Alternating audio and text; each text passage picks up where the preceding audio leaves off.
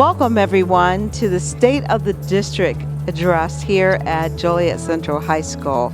I have with me the Superintendent, Dr. Karla Guseman. How are you? I'm fantastic. Thank you so much for coming this evening. You know, it's just a privilege to talk about education and be on top of it to make it better for you out there, your children, your grandchildren, your great-grandchildren, to have a district care about their welfare and their education. Tell us what tonight is all about. So we're really excited. This is our first State of the District address, and our goal is to pull our community in, our students, our staff, our partners, because education, it takes a village. And so our goal really is to share some of the great things that are going on at Joliet Township High School. That's amazing. That really is. Can you just discuss with us, give us a little bit of a hint as to what will be discussed? Sure. One highlight that I'm really excited is we have some of our student ambassadors with us this evening who are going to share their experiences, and I think that is so important to hear the authentic experience from our students. They're high school students, and they've lived through a lot with COVID, so that's one piece. Another portion that we're going to highlight is our newly board-sanctioned strategic plan. And that's really our promise to the community of what we're going to accomplish over the next 5 years.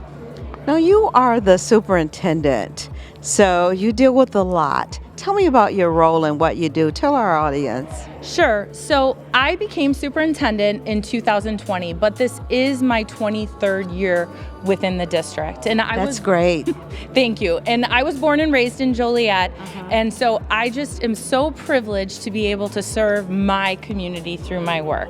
And what I do is really work to partner with the community, with our staff, set the direction with our Board of Education so that we can have the best program possible for all of our kids. Do you see this being an annual event? I do. This was the vision of our Board of Education. We want to engage the community. And we do think that this will be better suited in the fall. So we're looking for feedback from tonight's event, and then we are looking to do this on an annual basis. This is great. I just want to ask you one final question. And just, you've been the superintendent forever, which is a great thing, and you've done great things, and that's fantastic. What would be your statement to our community about this entire district? It's the best district that exists. And I don't just say that because I'm the superintendent. I say that as a mom. I'm the proud mother of a 2017 Joliet Central alum, a 2021 West alum, and I have a current sophomore at Joliet West. I choose to send my own children here because we are second to none, and you're going to hear about that tonight.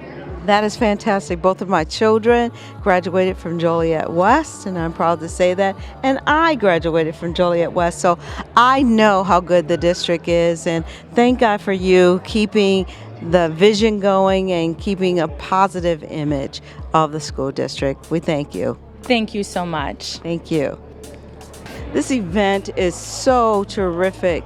The State of the District. I am here now with some people that I really honor. These people set policies, they vote on different things that happen for the district, and it's just an honor to talk with them. Mr. Frank Edmond is the president of the board. Introduce everybody to us, Frank. Okay. I thank you for introducing me. Right now, this is Michelle Stiff. Good evening. And Lorraine Guerrero, new mayor. You got it in. That's good. We had a running joke about our last name. But you know what does tonight mean to you, Michelle? Tonight means a whole lot. We get to tell the community what we've been up to. You know, the last 2 years have been very challenging, 2.5 years. It's been very challenging, and we had to put some things on hold. And now we've come out with our new strategic plan. It's rigorous, it's exciting and engaging, and we want to invite the community in to go on this journey with us. Would you agree, Lorraine? I would completely agree, and I'm really excited for people to hear our story, our district story, because unfortunately, I don't know that it's always heard equitably and fairly across our community. So I'm glad we get to share it. As president, how do you feel about the district, Frank? I can't brag enough about District 204. This is a district that I graduated from. I'm an alumni from 1975, and I want to be able to give back to this great district. Graduated from Joliet Central, where we're hosting this fine event, and I want to be able to echo what our board members say. It's sometimes we can't let other people paint and tell our story or our narrative. We got to get out in front. It's been behind curtains, behind the scene, but now we get able to open up the curtains and display everything that's happening.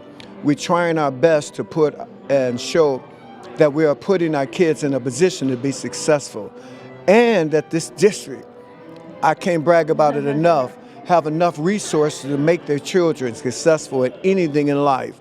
So if you see me bragging about it, because I believe we're the best. I'm not thinking we're second to none. So everything that we need to do, and if our parents and the community just be patient with us, we'll show you during our strategic planning. That's going to take some time, but it's going to help out our students, and it's going to definitely help out our community to show that we mean business and we really care about the students in this district. And the fact that your hearts are there, that you care. You love these students, you care about them getting a quality education, that's key. That's key when you go to vote, when you make recommendations. That's fantastic. What are you most proud of? I thought you'd never ask. No. So one of the things that I love is that all of our board members currently care so much about mental health. And, you know, that's been a key subject along with trauma in our community and communities across the country. And not only did we add, almost doubled, and we're about to add more social workers. That was a big deal. We added a Catalyst program. We hired somebody that was an LCSW and a CADC to address any kids that were struggling with substances. The Catalyst program, again, was in another community, and we looked at that and we built upon it, made it even better. We also have cool down rooms for our students. It's great. I could talk about it forever. We've just done so much. And again, it was these folks have been here since before the pandemic, and then also the board members before us just working on this through strategic planning. I've never heard of a cool down area. What does that consist of? So basically, it is staffed by a social worker. So if I'm also a therapist. So if a student is struggling in their academic environment, they could ask to leave and go ahead and just calm down and work on some coping skills in a different environment, get help, and then return back to their academic environment. That's fantastic, Lauren. That's fantastic. What about you, Michelle? As a parent of kids that are products of JTHS, I am most proud of the number of activities and resources that's available for kids to have a variety of experiences in our school district. And this will shape them going forward and to venture out into areas that maybe they didn't think of, right? So, right now, I think I'm more excited about our college and career readiness program that's we're important. Ready to launch. And so not everyone is going off to a 4-year college. Some of them may attend JJC or want to receive a certificate. And when you talk about some opportunities for our students, our students are now capable of earning certificates at graduation, right? So if they want to become a CNA, they can attend JJC to receive that certificate and graduate and go right to work. So That's fantastic. absolutely, Good. yes. A lot to brag about. Yes, Yes, yes. yes. Now, Frank, what would you say? What are you most proud of? I guess I'm proud of how we as a board, and people didn't understand it, how we stayed together during the midst of those 2 years with the challenges that we was faced with, and the people and the things that we were faced with on the inside as well as outside. Even some of the challenges of bringing our kids back from remote learning. That was a challenge, but we stuck with them because we made sure that the most important interest was our students. It That's wasn't great. us. It wasn't about our feelings. And that we felt like they didn't really understand everything, but we as adults knew that we had their best interests at heart and that we was going to help them on this journey to be where they are right now. And we're really excited about that. And just like Michelle said, we now get to roll out all the things that was hidden. And we now be able to see these exciting things to be able to happen. And vocational, trades, and everything else that we be able to offer our kids is going to be available now that they're in school. They're not on the laptop no more. They there now. And that's That what is I'm great. happy about. This is such a winning team right here. If you have students out there and you're looking for where to send them, if you have different options, and consider definitely 204. Yes. JTHS. Joliet Township High School District. that does it. Thank you so much. The winning team. Thank you so much. Thank you. Thank you. We've just heard from the board officers, and now we're talking to board members of the district. It's just a pleasure to be here. I'm here with Christine Lynn, and why don't you introduce everybody? I'm Christine Lynn. This is Matthew Kennedy, Hi, Matthew. Hi, how are you? Garrett Bean, and Daniel Coffey. Nice to meet you all. I want you to really tell me about what you value about the district. Garrett, you want to start? Yeah, why not? This district we have everything, resources, programming. You can see we got culinary arts, CTE, health sciences. There's all types of programs. I don't think you'll find as many programs as we have at District 204 anywhere in the state of Illinois. And so we just want to highlight those things, and we hope people come out tonight and see on our PowerPoint all I just named a couple of them, and there's a lot more, but this school is a microcosm of the outside of this place, right? And so we feel like we really prepare our students for the real world in District 204. That is great. So all of you will be presenting tonight, is that it? I believe Dr. Guseman is going to be doing a majority of the presentation. Okay. The administration. Okay, great. So Christine, tell me, what does it mean to you to be a part of the board? It means a lot to me. I went to school here. I am now living obviously in the district, and my daughter is going to be going here also. So it's about, my parents also attended here, so it's keeping the traditions alive and being here and being part of the community. That is great. I'm going to go to line and ask each one of you. What it means to be on the board? Oh, it means a lot to me. So my wife's actually an alumni here of Joliet Central. I had the privilege of working here. I coached and I taught here for 8 years.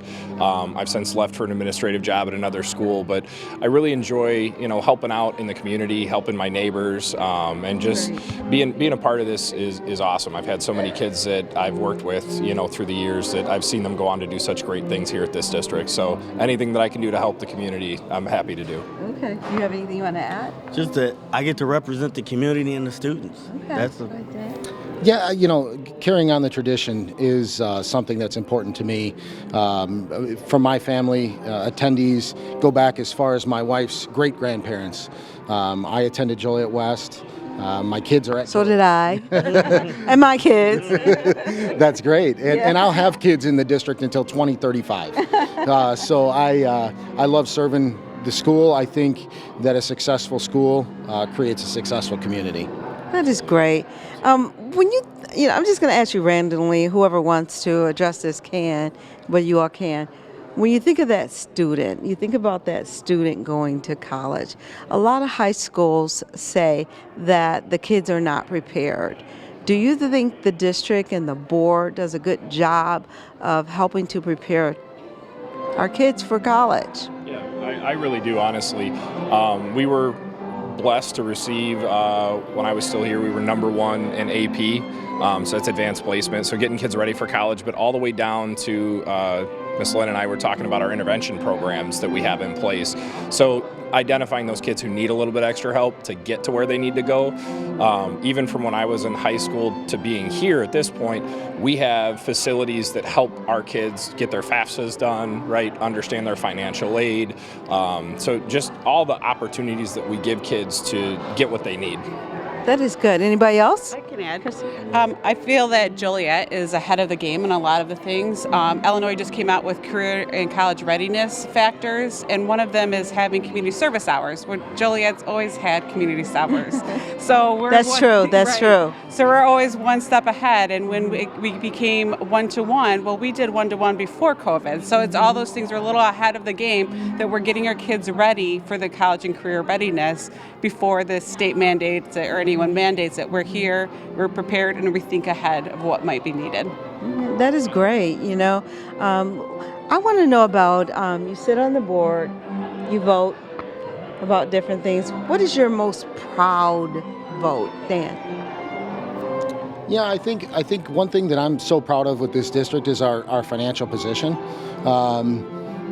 We have strong financial resources because of responsible spending and solid asset management.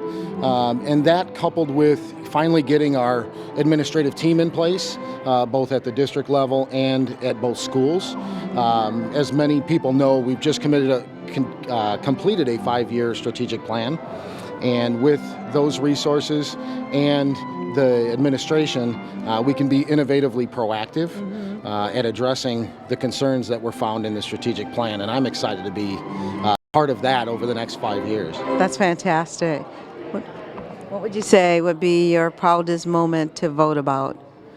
I really love the board and the diversity within the board. And so for me, whenever the students or the staff come to us with ideas to improve the needs of every student, every vote makes me excited. Every one of them. And for the most part, we're usually all 7-0, but it's just to be able to hear and listen to the staff and students talk about these things they want to do, and we have the power to approve it. That's awesome. Yep. Yeah. So I've got a simple rule when it comes to voting. We want to hear that rule. We want to hear that rule. Is it good for staff? Is it good for students? And is it good for the community? If any of those are no, it's a no vote. But most of the time, it's pretty easy to vote yes. So I have to say that I'm proud of all my votes because that's my decision-making process that goes into it. That's and our district awesome. does a good job of that. That's really awesome. Thank you. I'll build off of what Garrett said a little bit. And when he said when kids or staff members have ideas, we bring it up. And one of the things that we recently voted on this summer was the school dress code. And that was brought forth to us by a student. And the student, I think it was a petition the student filed. And then we started having those conversations. And then from there, we were able to change the dress code based on what the students' feedback was. Okay. I'm going to close with one question here for all of you. What is the takeaway for the night that you want our audience to receive, as well as the people attending the State of the District? Be proud. Be proud of our district, the resources that we have, the programs that we have.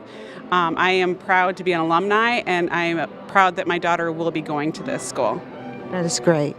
Well, we're about to highlight a lot of work done by a lot of our staff and our students, and just understand the manpower and the human equity that goes into everything that we do between both of those groups of people. And we've just got great people that work here and that attend school here. Okay, great. It's a great place to be, and come on out and find out. That's what we want people to. We want people to look at all we have and prove stigma's wrong. That's great. I would say be active, be excited, and be active. I think everything that's going to be presented tonight is exciting material. The strategic plan is super exciting to me. We're doing great things here. The kids are doing phenomenal things, so be excited.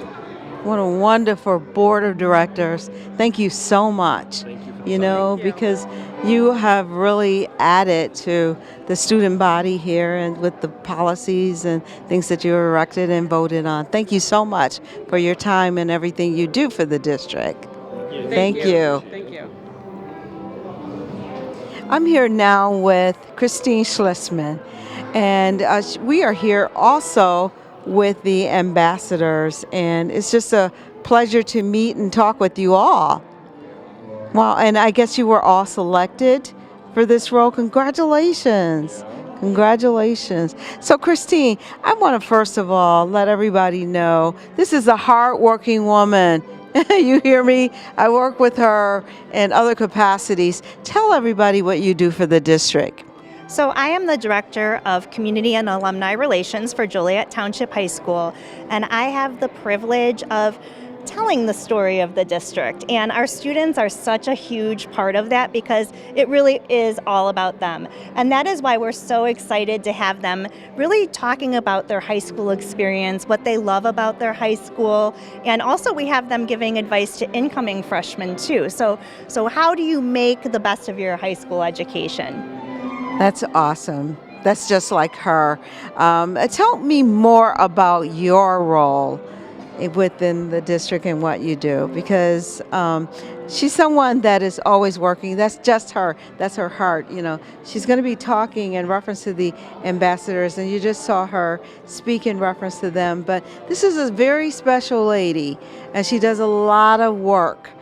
Some that some of you moms and dads have seen on the other side when the children come home.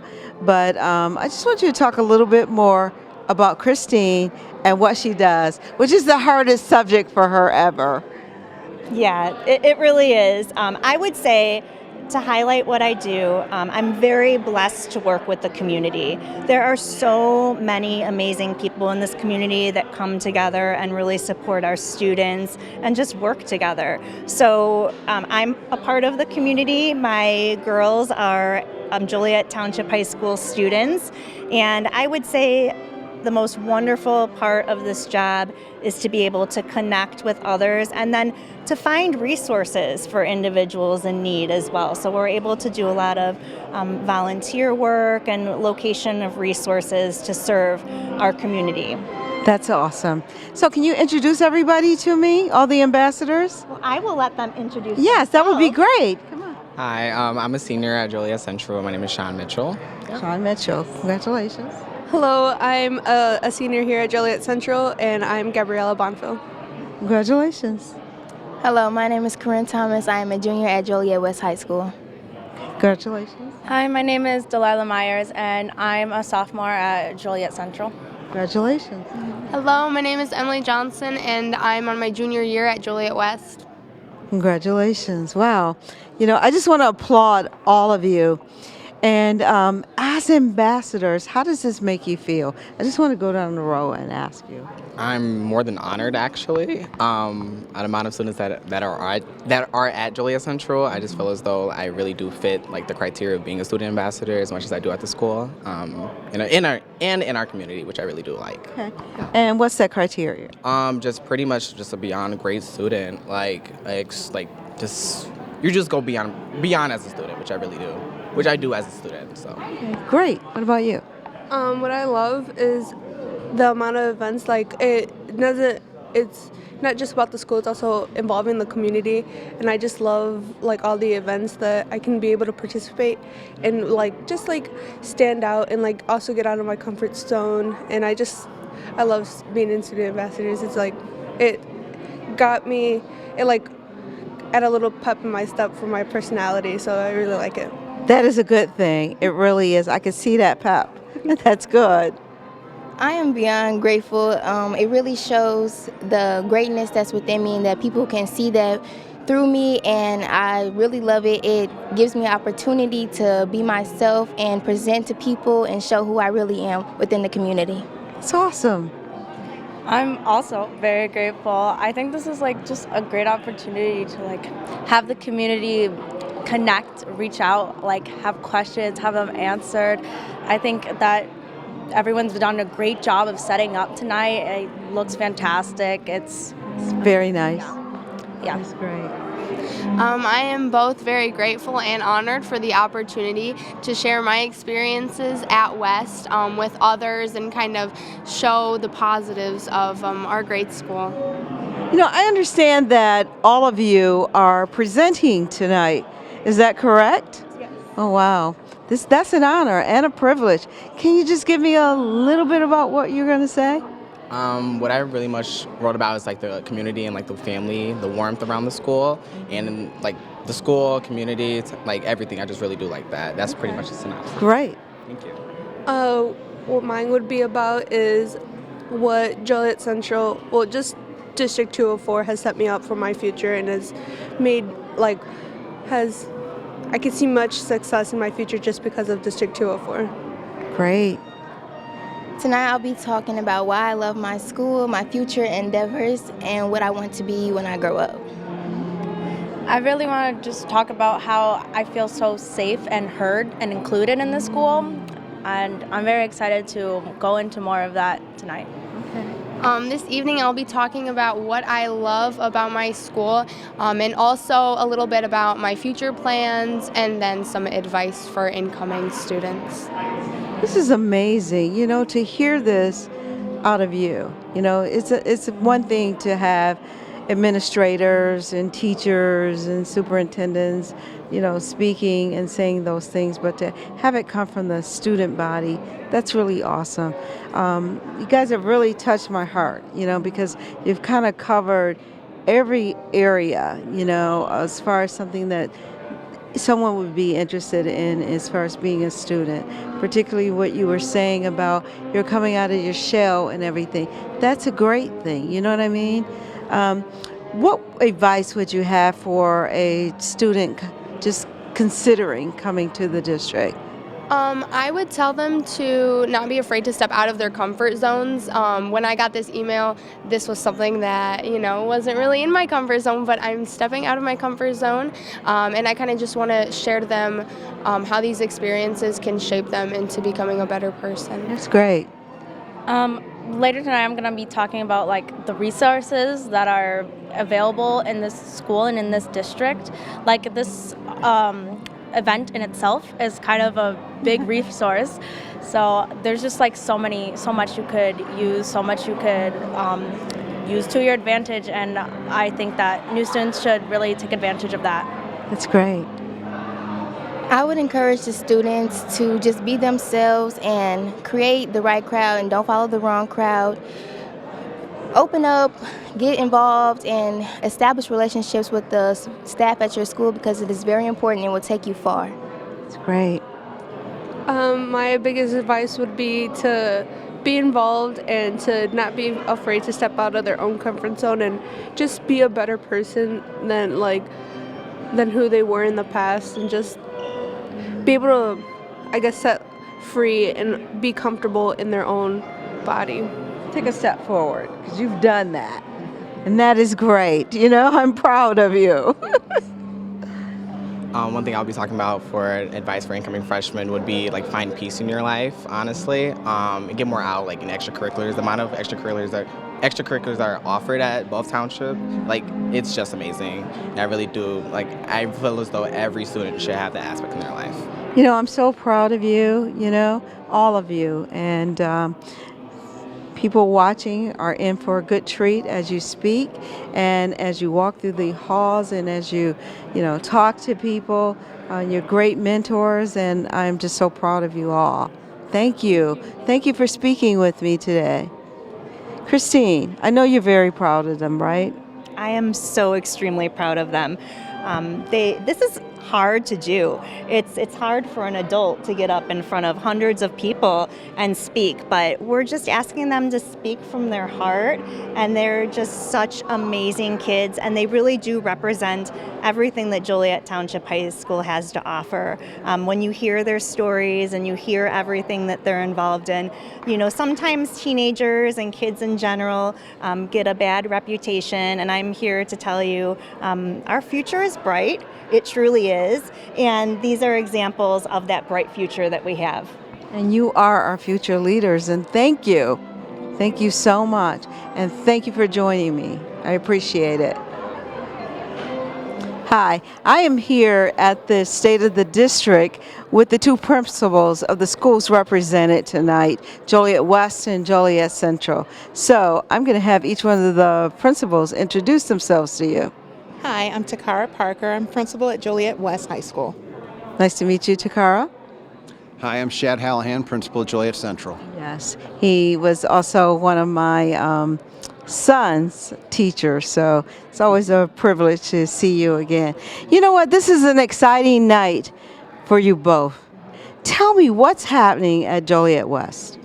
Joliet West is celebrating Black History Month right now currently. Our newly established club, Black Student Union, has created a number of events for the month of February for students and faculty to participate in. So we're excited for everything that they have rolling out for the month of February.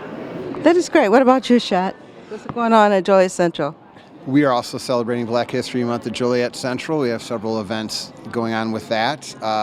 This time of year is quite busy. We have our incoming freshmen coming in to choose courses, elective courses for next year. All of our sports and activities are in full go. So we have actually West versus Central basketball game here tonight. That's great. The schools are always busy day and night. So a lot of great things going on, but we're excited to be here for this State of the District. Who's going to win that game? Joliet West.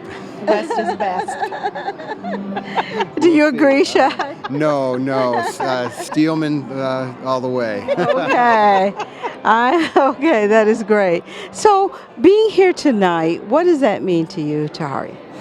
It's a great opportunity for us to share all of the wonderful things that are going on within our district, the additional supports that we've added, our new programming for our academics. It's a showcase of everything that our students are experiencing that the community may not be aware of. Okay, what about for you, Shad? Yeah, I think Takara said it very well. We're very proud of all the things that we have to offer, the programs that we have for our students. We're very proud of our students and our staff, and we think we're doing great things here. But we have to make sure that we are communicating that and celebrating that and making sure our community is aware of all the things that we're doing so that they can take full advantage of it and partner with us to support our kids. That is good. Tahara, when you think about being a principal at Joliet West, what is your most proudest moment? I would say my proudest moment is the love and acceptance of my staff and my students. We are such a well-knit community, full of acceptance and pride, and that has really shown forth this school year with our students and our staff. That is great. What about you, Shad?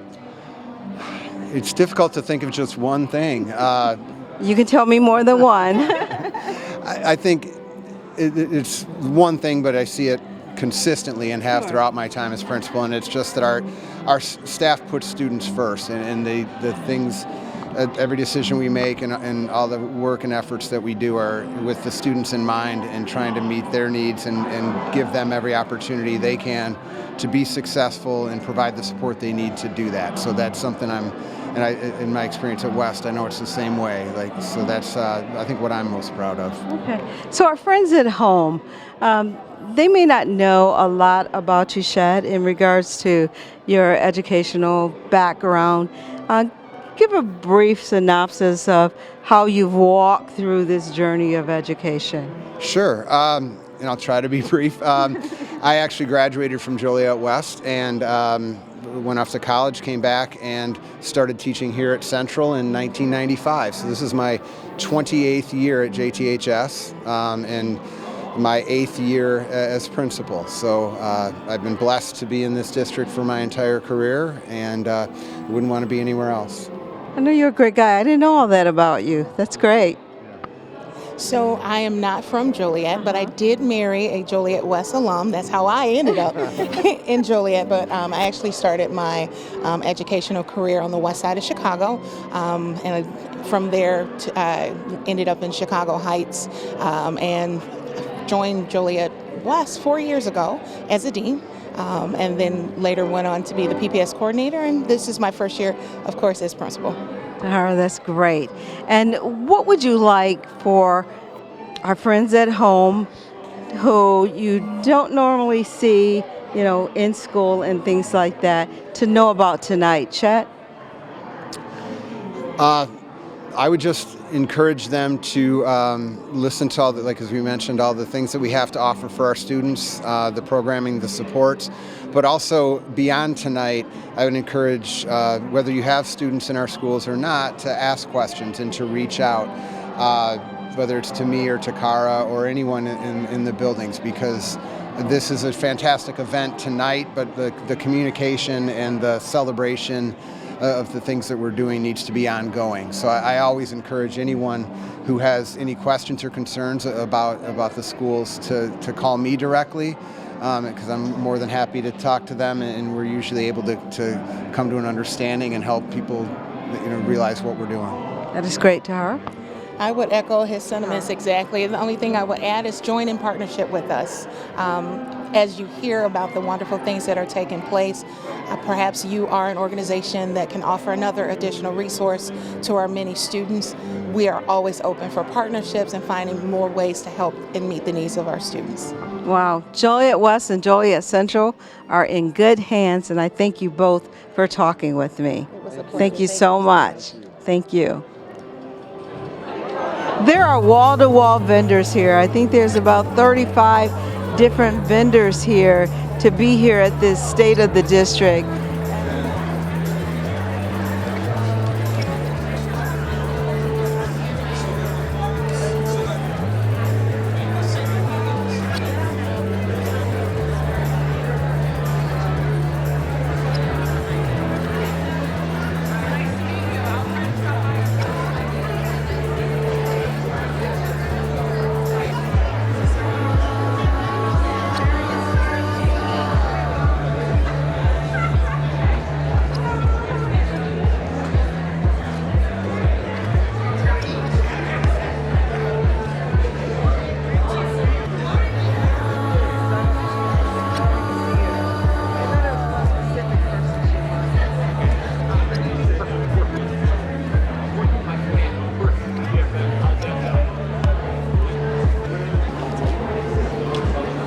Welcome. Thank you for coming this evening. Please rise for the posting of the colors by the Joliet Central JROTC under the direction of Major Phil Jaco, and the national anthem sung by the Joliet Central Choir under the direction of Mr. Stephen Piter.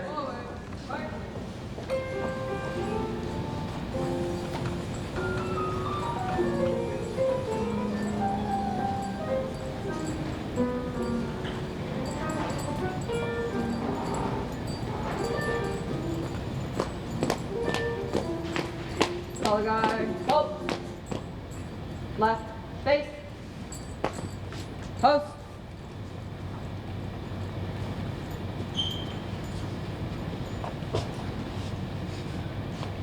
Place.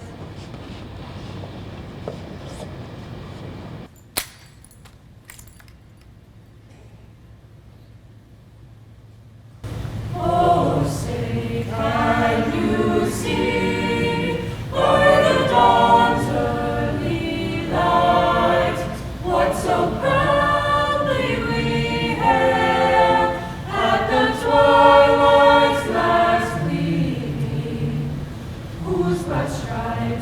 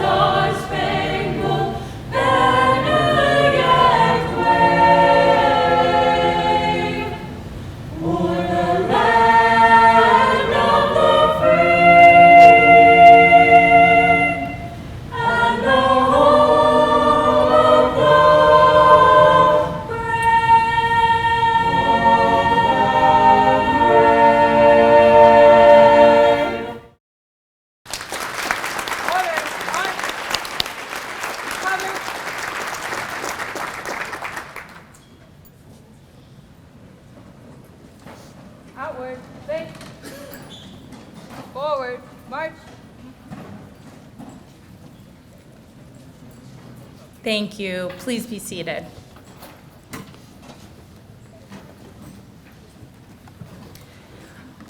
Welcome to the first ever State of the District Address for Joliet Township High School. I am Dr. Karla Guseman, and I have the privilege of serving as the Superintendent of Joliet Township High School. I've been in this position since 2020, though this is my 23rd year within the district. There is no other place I would rather serve or send my own children than Joliet Township High School, as I am the proud mother of a Joliet Central and Joliet West alum and a current Joliet West student.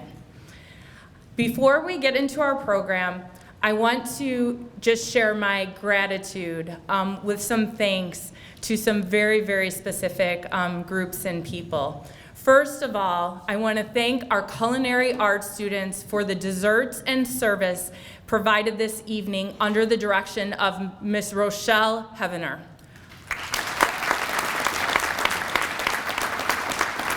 Also, our orchestra students who provided the beautiful music last hour under the direction of Mr. Peter Lapari. And I think we can thank again our ROTC as well as our choir students.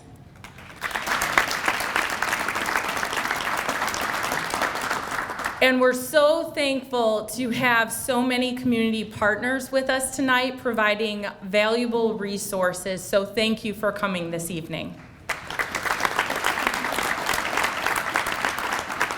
We also have Channel 6, and we have Bonnie Winfrey, who did our interviews, and Saul Garcia filming this evening, so thank you very much.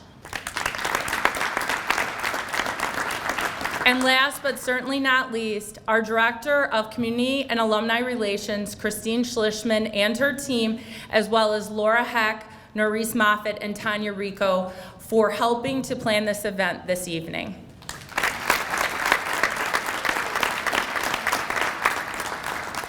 This event was the vision of our Board of Education. I would like to take the opportunity to acknowledge all of the elected officials in attendance tonight, including our JTHS Board of Education members. When I call your name, please remain standing. Our board president, Mr. Frank Edmond Jr. We're gonna hold our applause until we get through all the elected officials, because I'm gonna get you out of here by 7. Our vice president, Miss Michelle Stiff. Our secretary, Miss Lorraine Guerrero-Newmayer. Board member, Mr. Garrett Bean. Board member, Mr. Dan Coffey. Board member, Mr. Matthew Kennedy.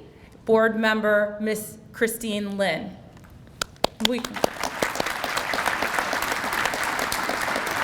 In addition, we also have our City of Joliet Councilman, Mr. Pat Mundred.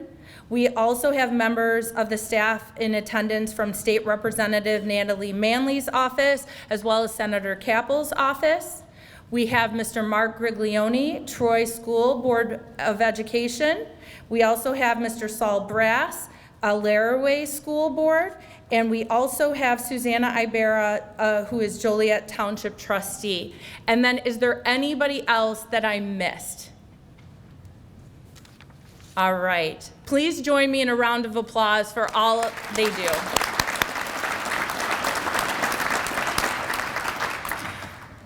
As I shared earlier, I feel privileged to serve JTHS and our community, and I also feel blessed to work with a very supportive Board of Education who always makes decisions in the best interest of our students. I would like to invite Board of Education President, Mr. Frank Edmond Jr. to the podium to deliver remarks on behalf of the Board of Education. Guys, quit laughing at me. I know you noticed that I was trying to cut off my phone. But I'm so excited of being here. This is an exciting time. I need you to give yourself a hand for just being here and present here.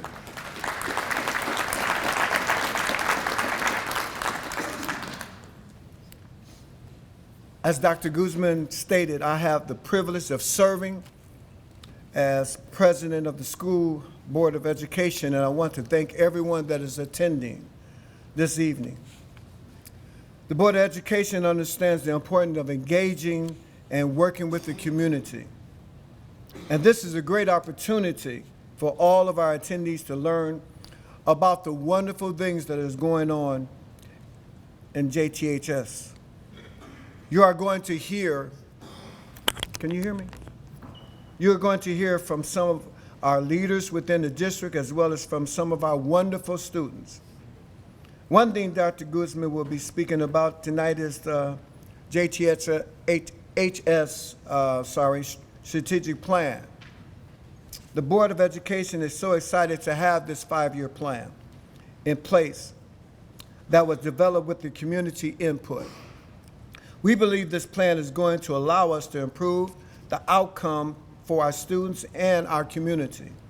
Again, on the behalf of the Board of Education, thank you for being here, and I hope you enjoy the presentation tonight.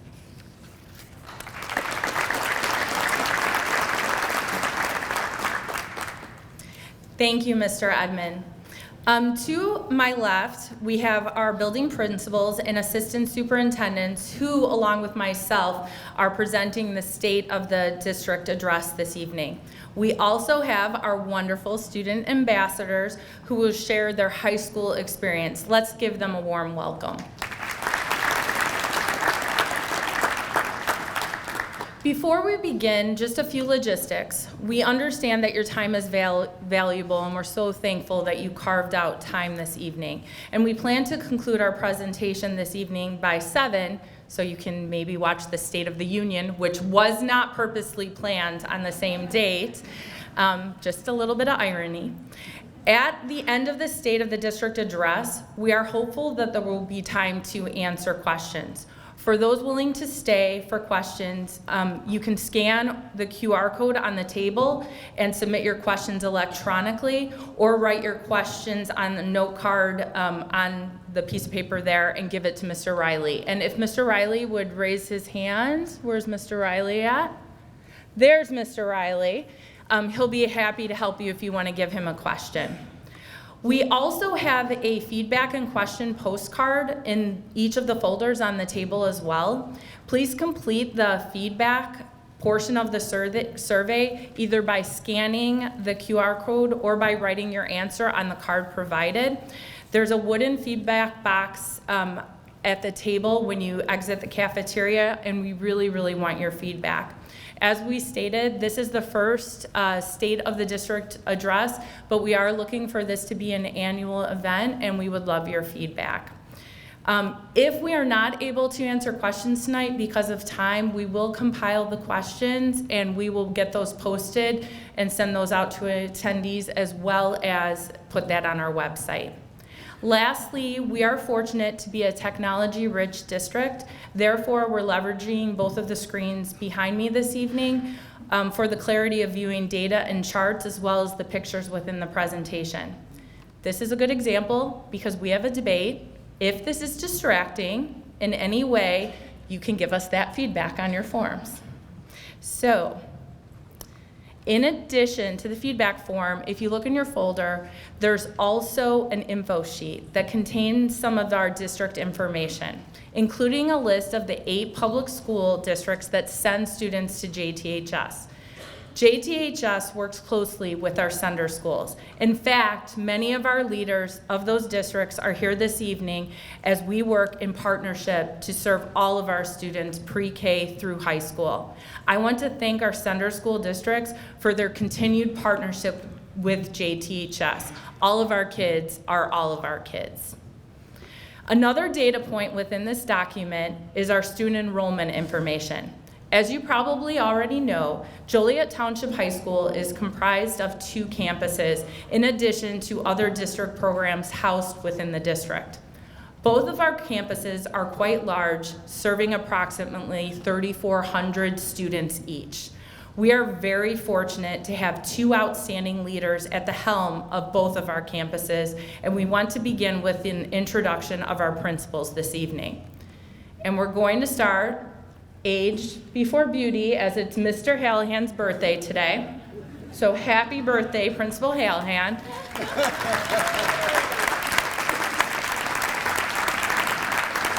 I want to invite Mr. Hallahan to come up and share a little bit about himself and his school.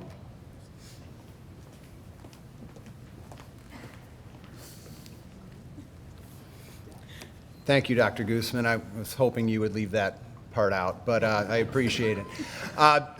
As she mentioned, I'm Shad Hallahan. I have the privilege of being the principal here at Joliet Central High School. This is my 8th year in that role, but it's my 28th year as a member of the JTHS community. I started teaching here in 1995, so I've been in this district my entire career.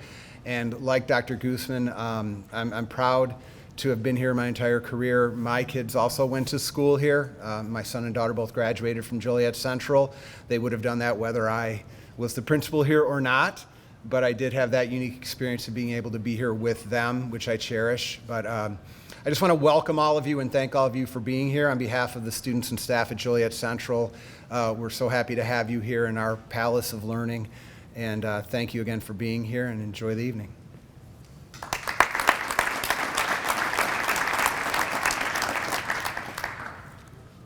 Thank you, Principal Hallahan, and now we have Principal Parker. Good evening. I am so excited to be a part of Joliet Township. For those who do not know, this is my 4th year in the district. I joined Joliet West in 2019-2020 as a Dean of Students. Served also as a PPS coordinator the following year, and this is my 1st year as principal of Joliet West. My career began on the west side of Chicago at Manley Career Academy as an English teacher. I moved to the south suburbs, and that is where the bulk of my educational experience was at Bloom Township High School. I am so excited to be a part of this family and this community. I am married to a Joliet West alum, so I have to end this by saying West is best.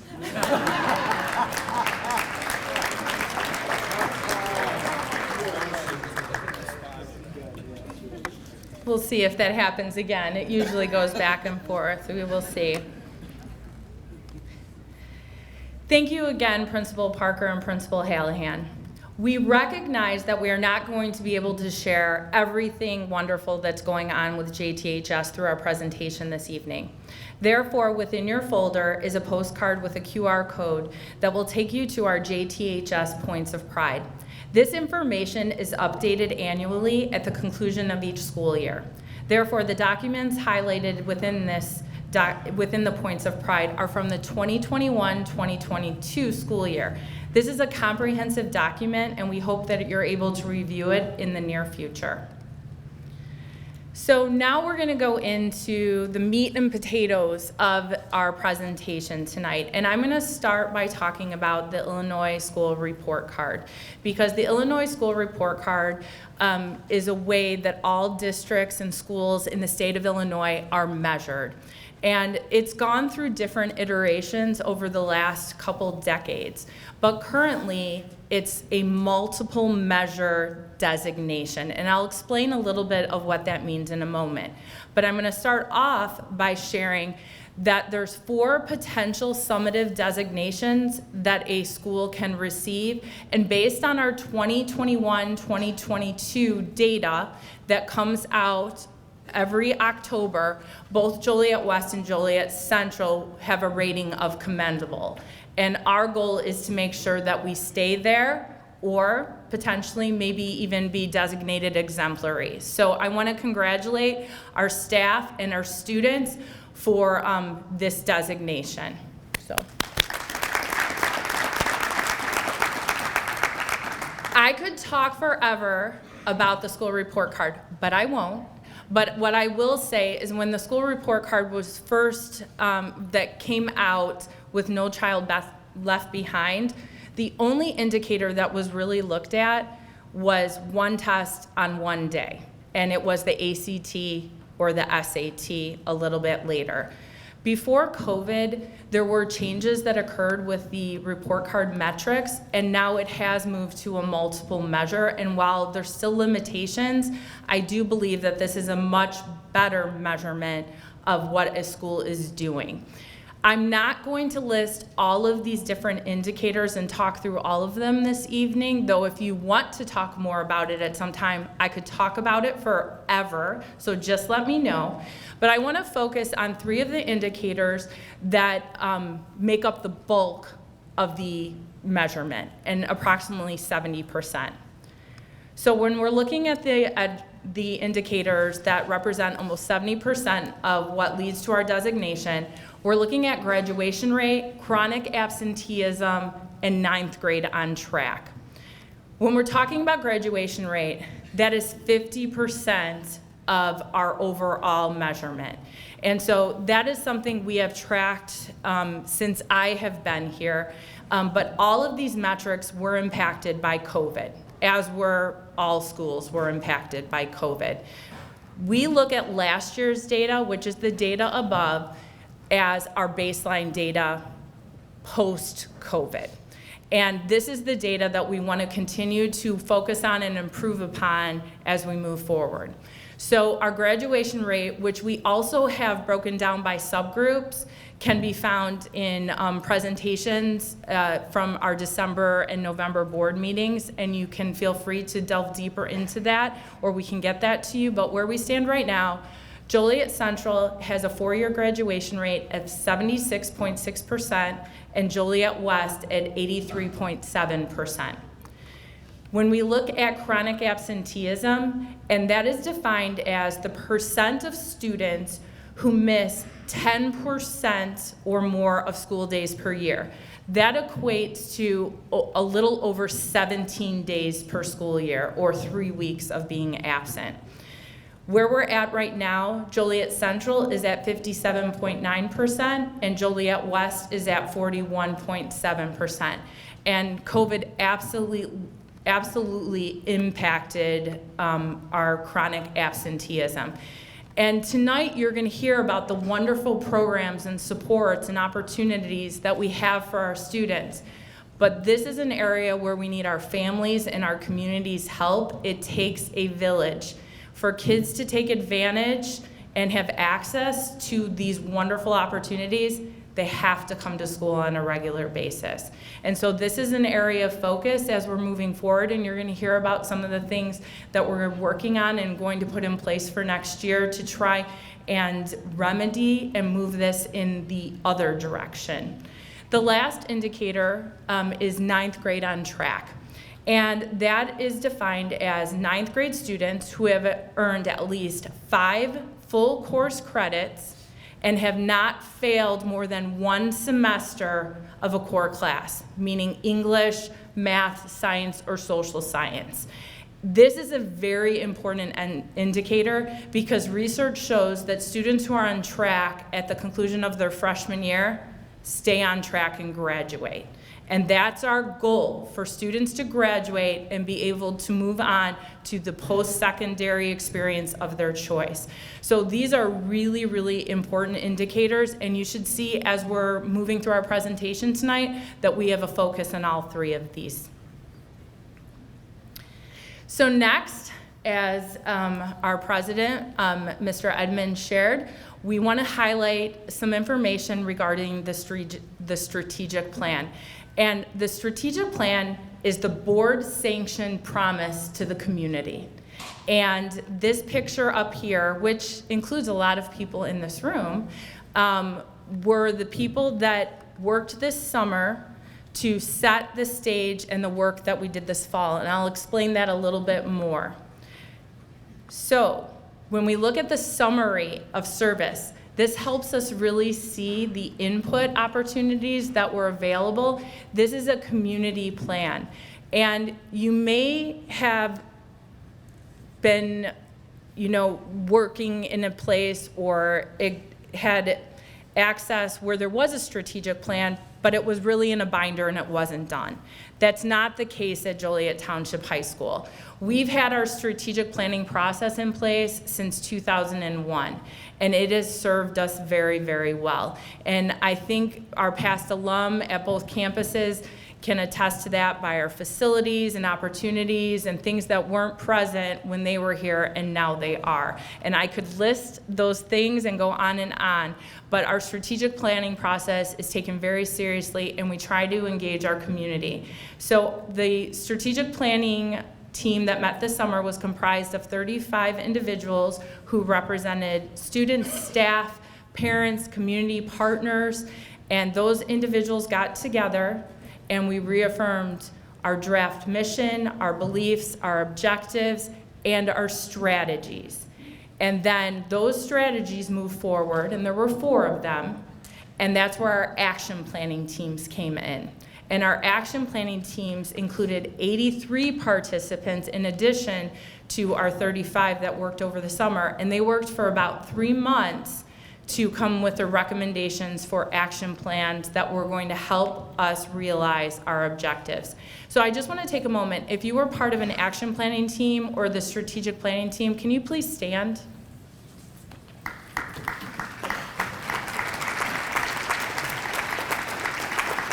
Thank you. Thank you. And I want to thank them all because this was over 2,600 hours of volunteer time. Many of our community partners took vacation days so that they could work on the plan with us, and we're just so thankful. So the first thing that I want to highlight is our mission statement. And this is the loftiest aspiration of Joliet Township High School. It's who we are and who we strive to be. And this mission statement was built upon our previous mission statement, but it also incorporated our diversity statement that was created from our previous strategic plan. And the strategic planning team felt very strongly that we didn't want 2 statements that defined us, but one statement that clearly articulated who we are and who we strive to be. So the mission of Joliet Township High School, a historically rich, inclusive, and innovative learning community that values and embraces diversity, is to maximize every student's potential to positively impact our community and thrive in a global society by providing an equitable, personalized, and rigorous education. How are we going to fully realize our mission? The strategic planning team set these objectives. And these objectives, you should see alignment with some of the indicators and information I already shared from the school report card. We have 5 objectives within the strategic plan. Each student will achieve their growth targets as measured by the district and standardized assessments. Growth is important. The achievement gap among all subgroups will decrease annually as measured by the district and standardized assessments because we want all of our students to succeed. The graduation rate among all subgroups will be 90% or higher. And we chose 90% not because we're okay with 10% of our kids not graduating, but because we also recognize as part of our belief statements that some students take a different amount of time, and that's okay too. By 2027, each senior will complete a post-secondary plan, and I know I said this earlier, the goal is graduation, but that's not the end goal. That's just a destination that's going to propel us into what the next stage is.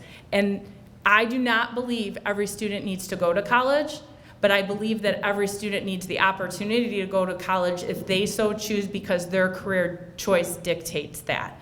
And so we need to have a plan together for students to help them with that. And then finally, the average chronic absenteeism rate will decrease on an annual basis among all subgroups. These are lofty objectives, and we have a lot that we're going to be working on. But one of the reasons that we wanted to engage the community and continue to engage more community partnerships is because it's going to take all of us together to realize these objectives. The strategies are the plan, or I should say, we have 4 strategies, and within each strategy, we have specific action plans. And this is what is going to allow us to see our objectives come to fruition. So I cannot go through all of these strategies and action plans with you tonight because each of our strategies has about 4 to 6 action plans. But within your folder is our strategic planning brochure that you can look at. If you open it from one side, it's in English, and from the other side, it's in Spanish. And we have more of these. If you have a partnership that you think would benefit from partnering with us on any of these strategies. But our areas of focus are equitable educational experiences, organizational structure, attendance and academics, and district resources. Also, within your folder, or I'm sorry, just up here actually, if you want to delve deeper, also on our website is the full strategic plan. So you can use this QR code to get to that site, and we will be posting this presentation on our website so that for easy access. And so now I'm going to invite one of our students who also served on our strategic planning team to share his high school experiences. So Sean Mabry Mitchell, if you can come up, and we would love to hear from you.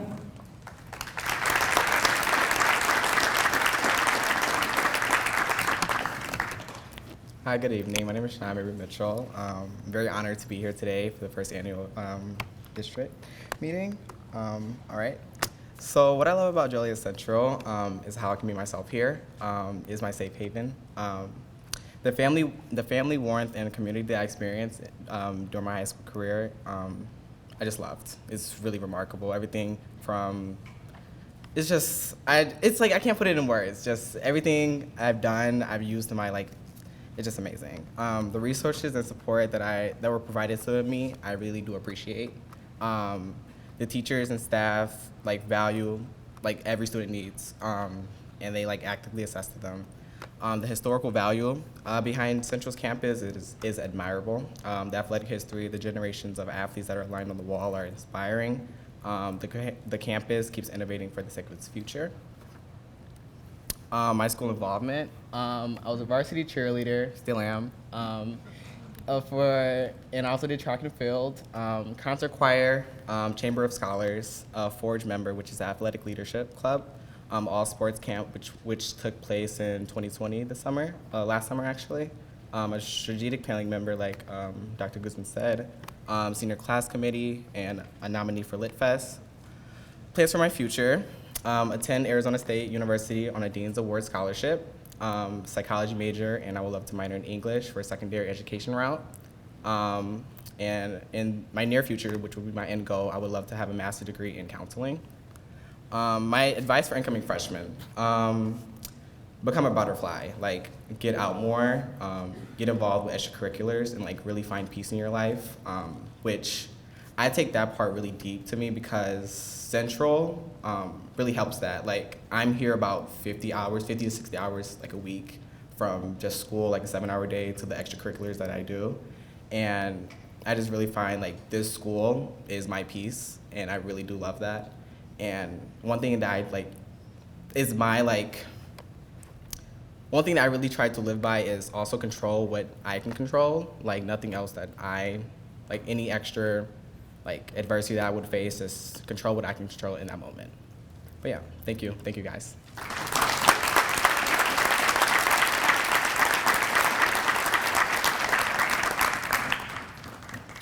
Thank you, Sean.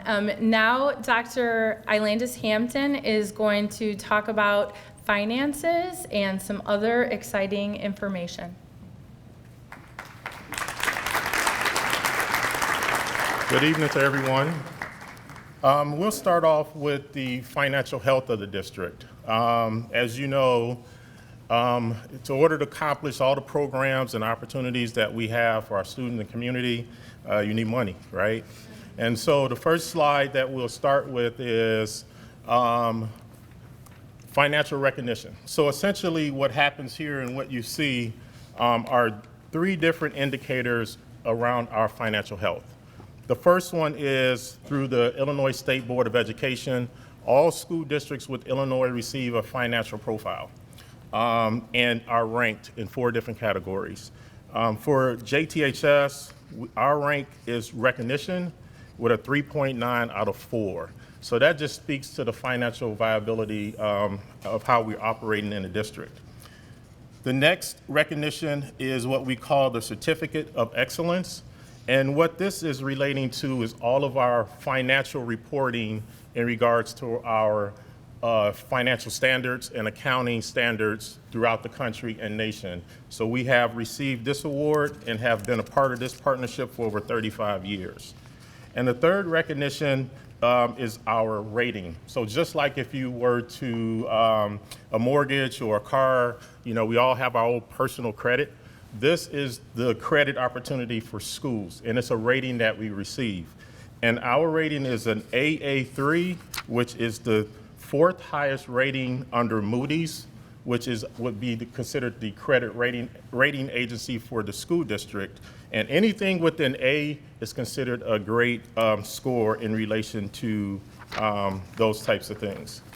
So as we move into the next slide, this is just a breakdown, information that I present to the board yearly in terms of where our revenue sources come from. And as you can see, property taxes is 57%, which essentially are taxes that we collect from taxpayers, with the state being the second and the federal being the third.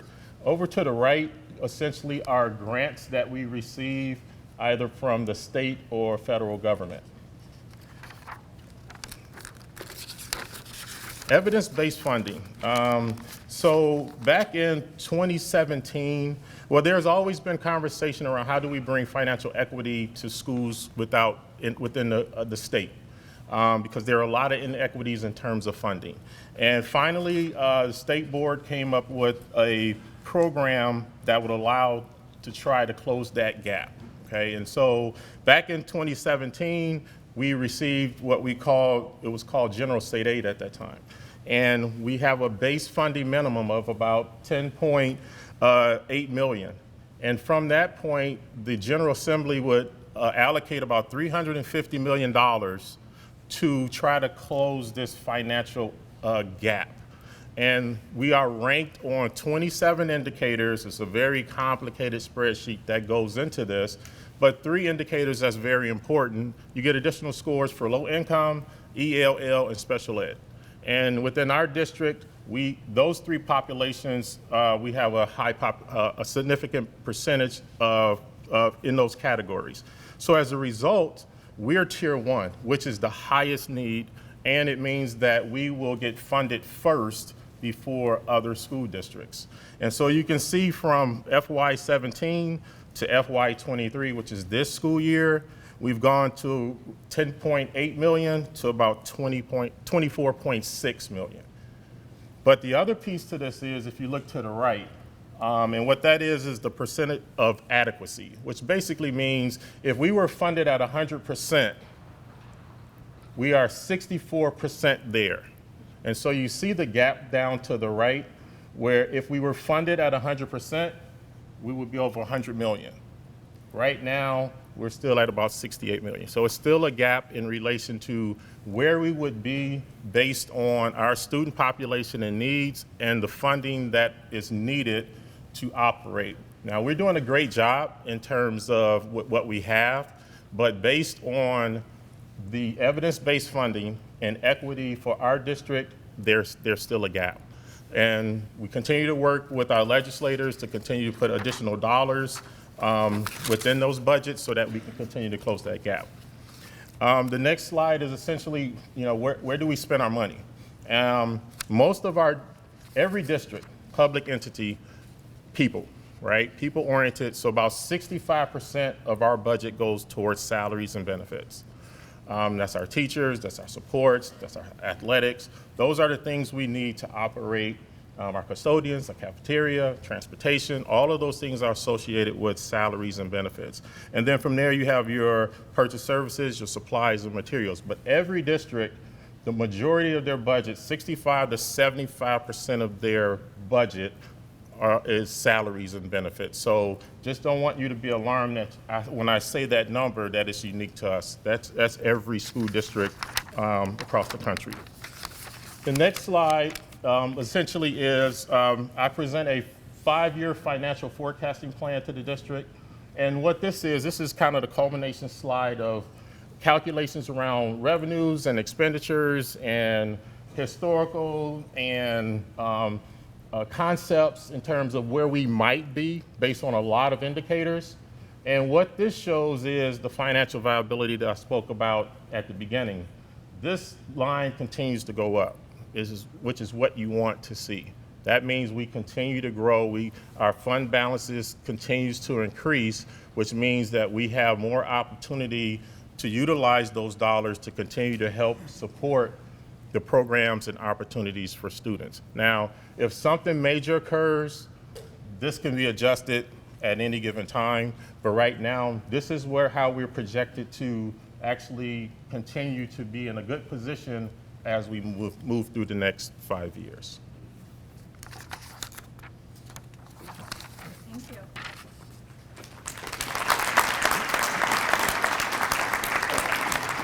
So bottom line is we're doing a lot, even though we're underfunded, and we're continuing to make sure, with the oversight of our Board of Education, that we remain in a great financial place while improving and increasing programs. So thank you to Dr. Hampton and his team and our grant managers for all the work that they do.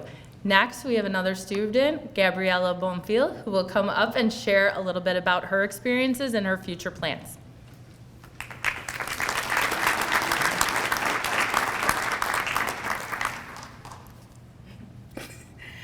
Good evening, everyone. What I love about my school is the amount of diversity here. You turn around the corner and you see a bunch of different peoples from everywhere, and I love it because I get to experience and introduced to new people, and I love meeting new people, and I love learning about what their backgrounds is, and I just love meeting new people. Also, the history behind Joliet Central, all over the school, especially on the 3rd floor, taking up the auditorium stairs, you could see the things that past alum have donated to the school, and it's honestly super nice and it's well taken care of. The amount of clubs and activities that we have here at Joliet Central is so big. Like the number, it's honestly wonderful, and you can fit anywhere. And no experience is required for any of these groups, which I love, because if I wanted to join something but I had no experience with it, I could just join and they would teach me from the bottom to the top, and I love it. The amount of change that our school has gone through, especially also District 204, over the past years is honestly very great, and it's looking like in a positive direction, hopefully still. Also, the MTSS triangle, which is the multi-tiered system support, that support triangle has helped me so much, especially creating for my future plans. Going along with my future plans, I will be attending Michigan Tech in the fall of 2023, majoring in computer science, and my end goal is becoming a software developer. Thank you. I've been involved a lot since my freshman year, and I still attend a bunch of clubs since my freshman year. I've been on freshman class committee and junior class committee. I'm still in band, and I plan on doing band in college. I was on an athletic leadership team. I'm still part of Fearless Females. I'm actually proud to represent as president of Fearless Females. Honestly, a really great club, and I love it. I'm part of National Honor Society and Rho Kappa National Social Studies Honor Society. Also very proud as a president of Rho Kappa to represent Rho Kappa. It's honestly a great social studies honor society, as long with NHS, a really good one. I was a math tutor. I gave up my advisory time last year as a math tutor to help out my peers. I do badminton still. This is my last season, sadly, coming up. I was a part of the Discipline Advisory Committee, which is now the Parent Teacher Advisory.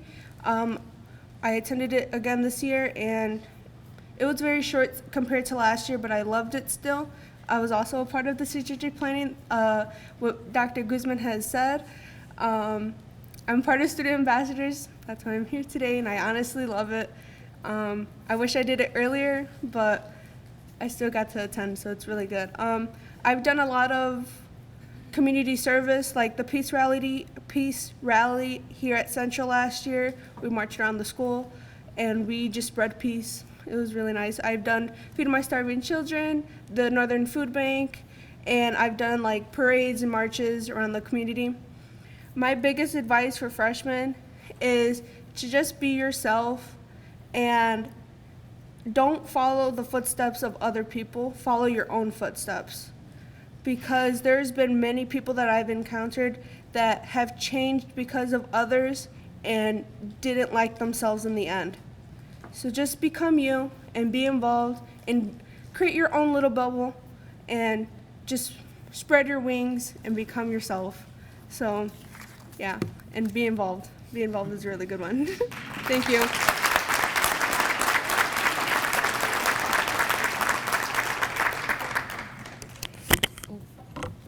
Thank you, Gabby. Dr. Hampton, if I can get this back in here, is going to come back up and talk about facilities and master planning. And I just want to share that the master plan is directly aligned to our new strategy 4 within our strategic plan.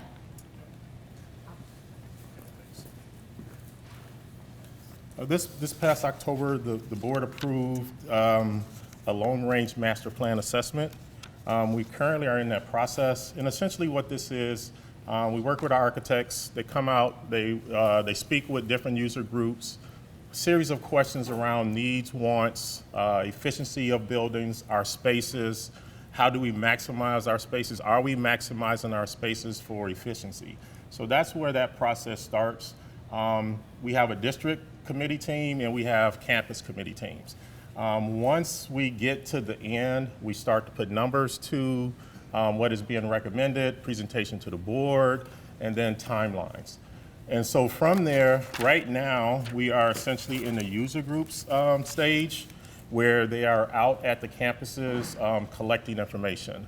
They meet with the district team, I believe it's either next week or the week after, and then we'll continue that process. Another important piece to this is the traffic study that's in progress, and that's going to happen at each campus. And essentially, we have someone come out and evaluate our traffic flow, ins and outs, community, buses, parent drop-offs, our entry, exit ways, our parking, to determine are we maximizing the way the traffic flow is occurring around our schools, and do we need other spaces for parking and things like that. So that will also be a part of this plan, and we're excited to have those assessments.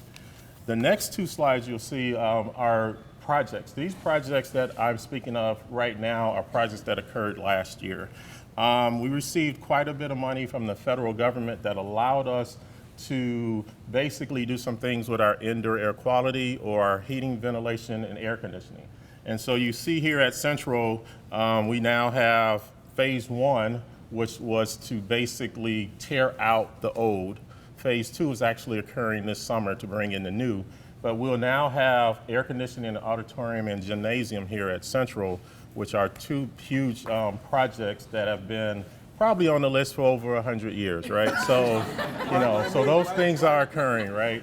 And then you'll see the upgrades there. And also another, the students love it, was we brought in new driver's ed simulators, right? We had some nice old 1960s simulators, but the ones we have now are like video games, so the students definitely love those things. And that happened at both campuses, so you'll see that also on the West Campus.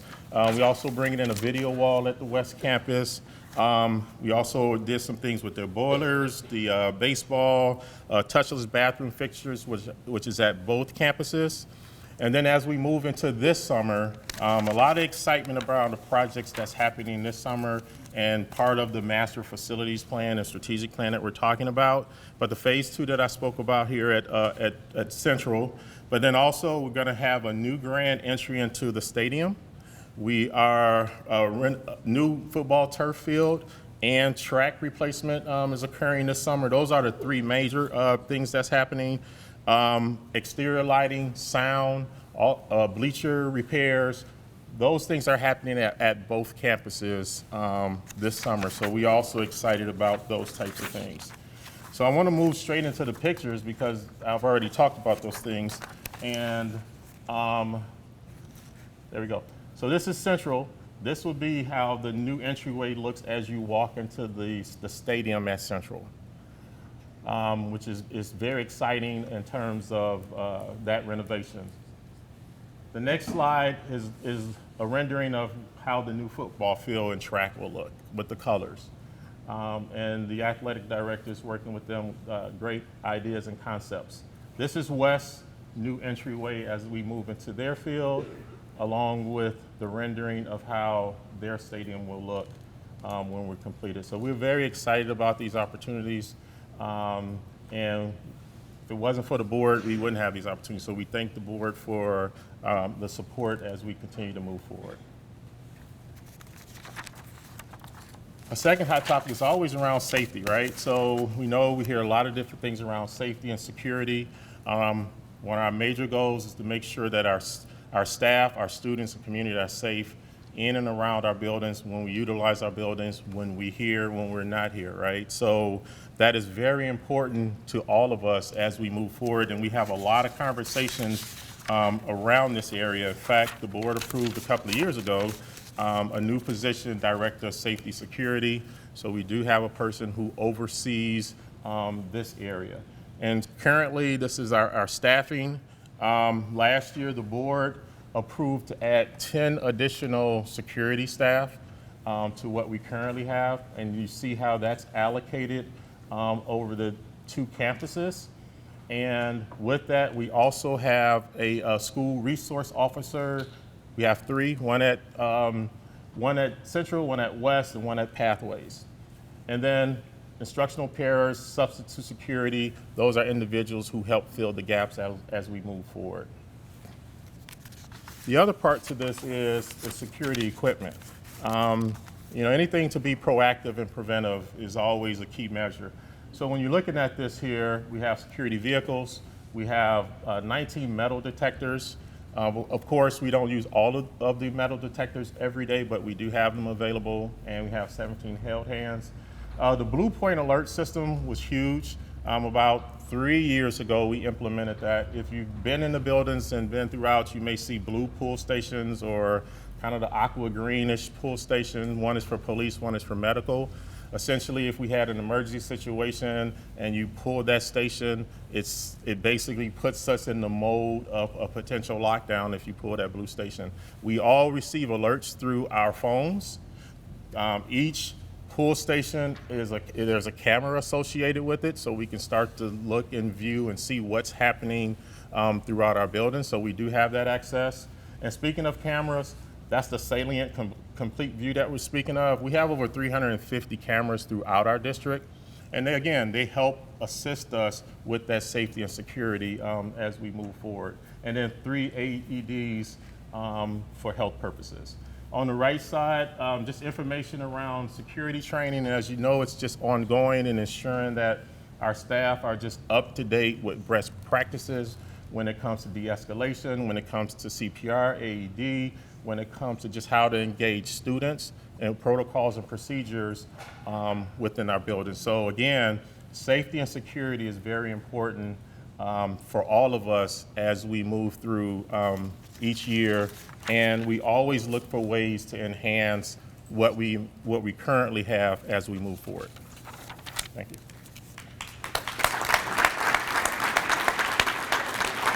Thank you. We have Emily Johnson to share her experiences. Alrighty, good evening everyone. My name is Emily, and I'm going to sum this up so I don't cut into the union address this time. To start off, I just want to start off to tell you some things that I love about my school. First off are the abundant number of opportunities, and they a number of opportunities to achieve, from clubs to what I'm doing here right now, student ambassadors. There's always a bunch of things that students can get involved in. Second are being able to make new friends. So I've met some of my closest friends at school, and I hope to continue that. A third is our staff. There's never a day where I walk into school and I dread being there, because I know that from our security guards to our teachers themselves, they're always willing to listen, and I know that I can talk to them. Next is having AP, dual credit, and honors options. So these advanced classes allow students to challenge their abilities inside of the classroom, and I feel that it's something that I can go to and I can advance my skills. Last are the sporting events and dances. So I feel that it allows, Joliet West does a great job of allowing students to connect with their friends outside of the classroom in a fun and safe environment. Alrighty. My involvement. So I am a member of the first Chick-fil-A Leader Academy at West. I am also on the board for Academy Roundtable. I have swam 3 years of varsity swimming for Joliet Township, so I've seen both the west side and central aspect. I was also on high honor roll all 3 of my years, and also a safety poster finalist, which you can kind of see the picture of COVID up there from my health sciences class when we were on Zoom.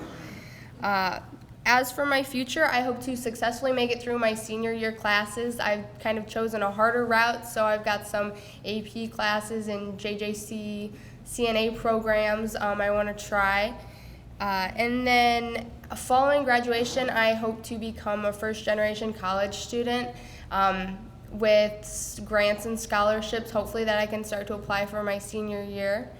And then end goal is to make it to medical school and become a dermatologist. I've gone to a dermatologist and I've kind of seen their aspect, and I've seen the benefits, and I feel that it's a good fit for me. Alrighty, last, my advice for freshmen is to not be afraid to step out of your comfort zones. So I'm up here today, I'm stepping out of my comfort zone, and it's a great opportunity. Second is to create bonds with your teachers. So like I was saying, our staff is amazing, and I can talk to them. I've created a bond where they know, my personal life, and, they're willing to talk. Third is to make sure to manage your time. So with sports, school, work, etc., all of this stuff can pile up, and there's not enough time in the day, it feels like. So it's good to make sure you don't wait till last minute to get things done. And last is to find an extracurricular that fits you. So there's so many clubs that West has to offer and opportunities, and if there's not a club, you can always make a club. And yeah, that's pretty much it. All right, thank you guys.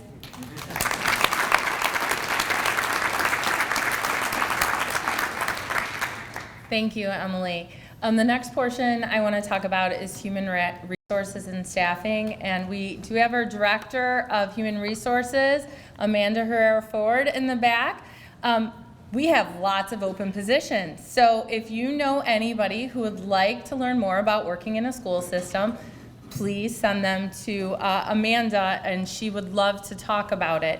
The reason that we're talking about human resources this evening too is we talked earlier that we have large high schools, 3,400 students at each school. To put in the supports and programs and educational opportunities, we need adults working with students and supporting students.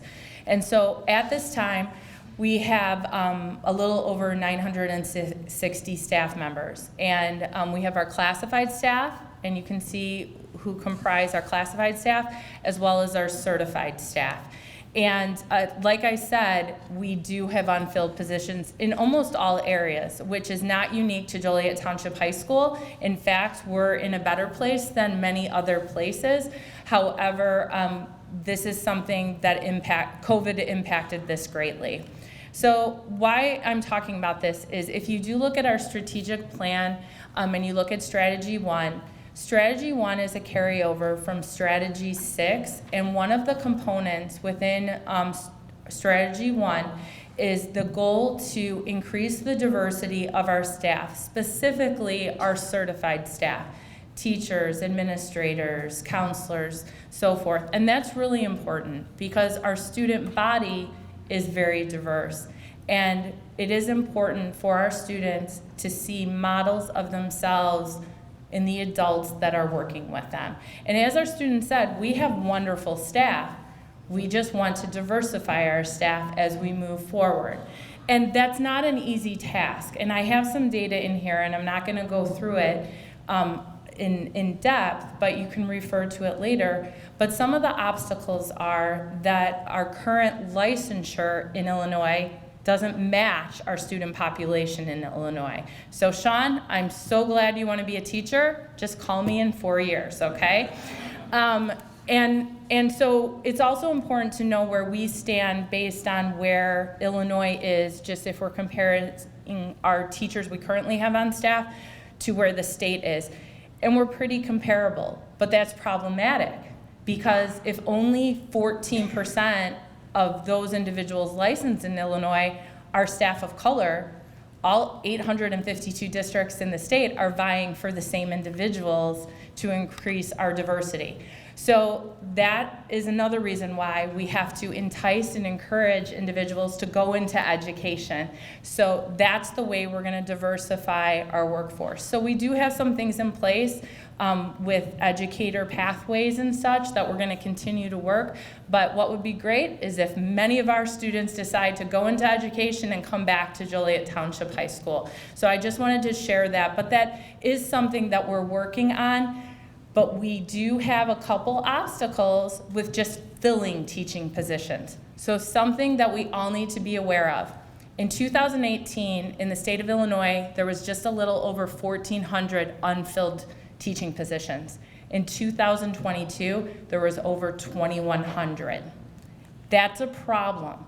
That's a problem for all of us. So we just need to be aware of it. Like I said before, this is something that has affected Joliet Township High School. We had 6 unfilled positions this year, but through our staff and additional assignments, we were still able to ensure that our students had the opportunities. So we are in a better place than other places, but this is something that is a concentration for us. We're going to job fairs, we're recruiting. We take every student teacher who wants to come here so we can train them and hopefully entice them to stay here because it's a wonderful place to work. So that's something we want to keep sharing with our community and with our young people who are potentially thinking about education. So hopefully more of our students will want to go into this route. So just wanted to share that because it's within our strategic plan and it's something we all need to be aware of. I would next like to have Delilah Myers come up to share about her experience.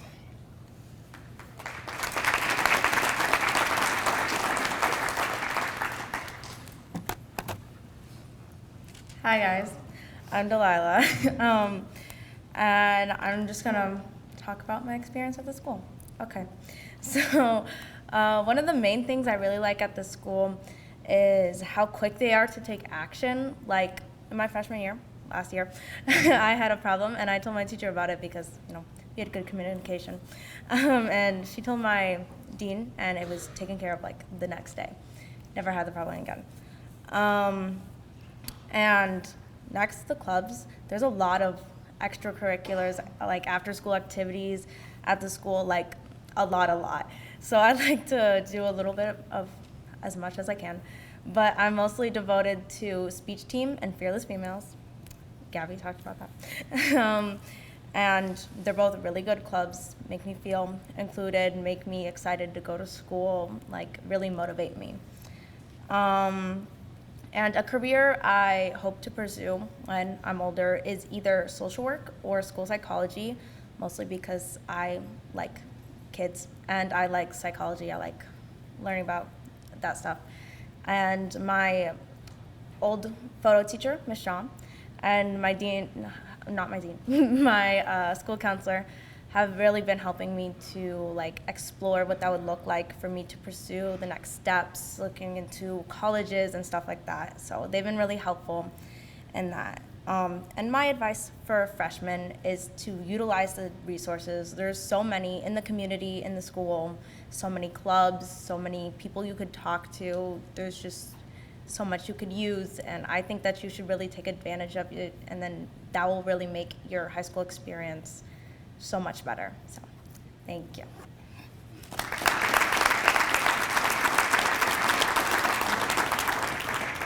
Thank you so much. I'm sorry we're going over.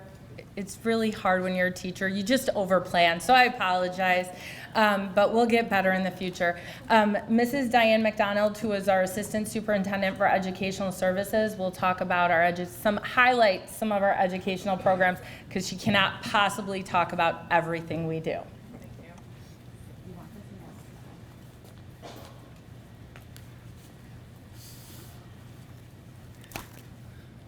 Hello, everyone. Thank you for being here. My name is Diana McDonald. Thank you, Dr. Guseman, for introducing me. I'm the Assistant Superintendent for Educational Services. I have been with the district for over 18 years, 3 years in this role. So I started when we locked down, so July 1st, 2020. So it's been a very unique experience, but I feel very supported by the Board of Education and our administrative team. Before I go into like Dr. Guseman said, some highlights of our educational program and the students we serve. Educational services, we're a huge team. We serve students, that's our job. So I want to say thank you to everybody that impacts students, because that's why the school, our district exists, is to serve the students of our community. So thank you for that. I want to emphasize that we offer free tutoring and promotion to our parents out there. So we do offer free tutoring. It's available on the nights and weekends. Students can sign up through our website. We have tutoring available in all areas. We also have a tutoring center here at Joliet Central. It focuses on math and writing. As of this I think semester, we've had over 1,700 visits to the tutoring center here at Joliet Central. So as our students and our other team members have said, we have a lot to offer our students to ensure that they have a successful 4 years. Within the services that we provide, and I'm very proud of this, our program that we offer our students that have individualized education programs. So those are our special ed students. We offer an array of services to those students from our AVAC program, which focuses not just on the content that they learn, but also building up their life skills, to our freshman cohort, where we push in services. Those are for our students from grades 9 through 12. We also have students that stay with us till they're 22, and we serve them at our transition center.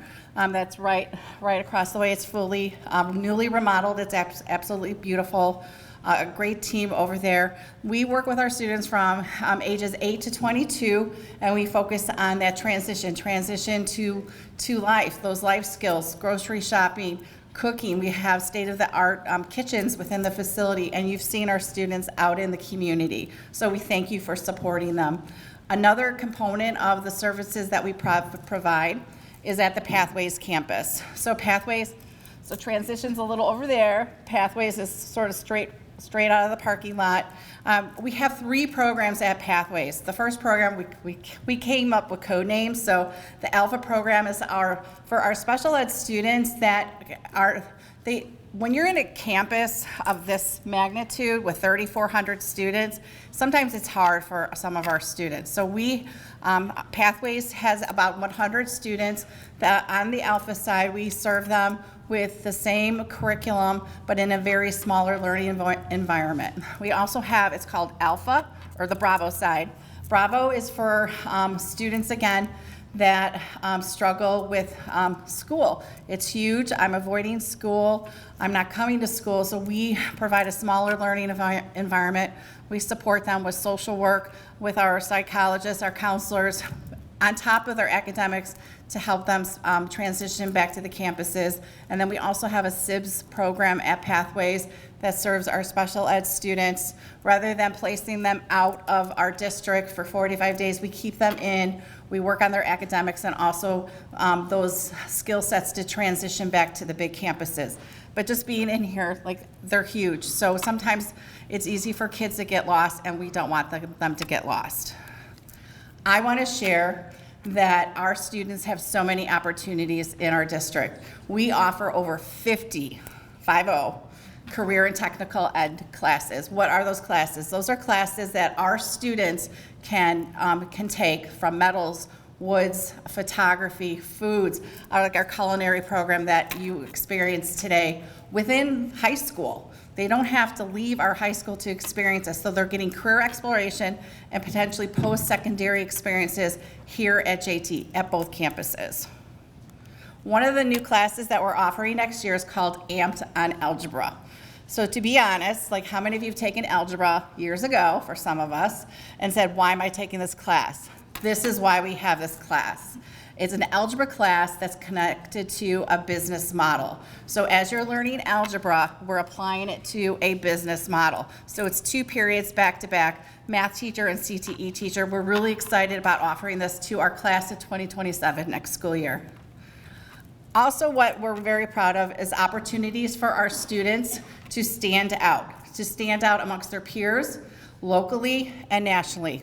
We offer a program called Project Lead the Way. It is a nationally recognized program. We have classes in the engineering pathway and biomedical. These classes are weighted, so they're considered honors.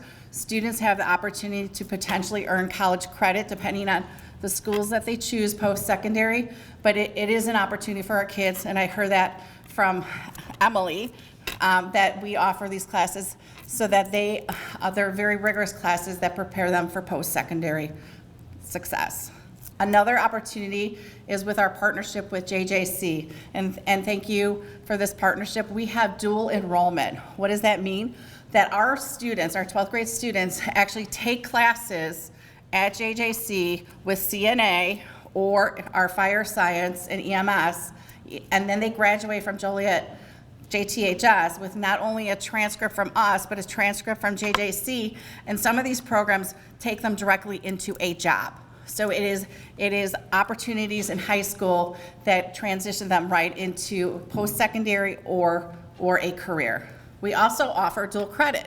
We have partnerships with Joliet Junior College, University of St. Francis, and other organizations to allow our students, while they're in high school, earn dual credit. What does that mean? I'm sitting in a psychology class and I'm earning Joliet, like, high school credit, but I also have the opportunity to earn college credit as well. So that is a great opportunity for our students and for parents. That helps reduce overall costs because they can walk away with so many credits after high school, and they don't have to take those classes when they enroll in a 2-year or 4-year program.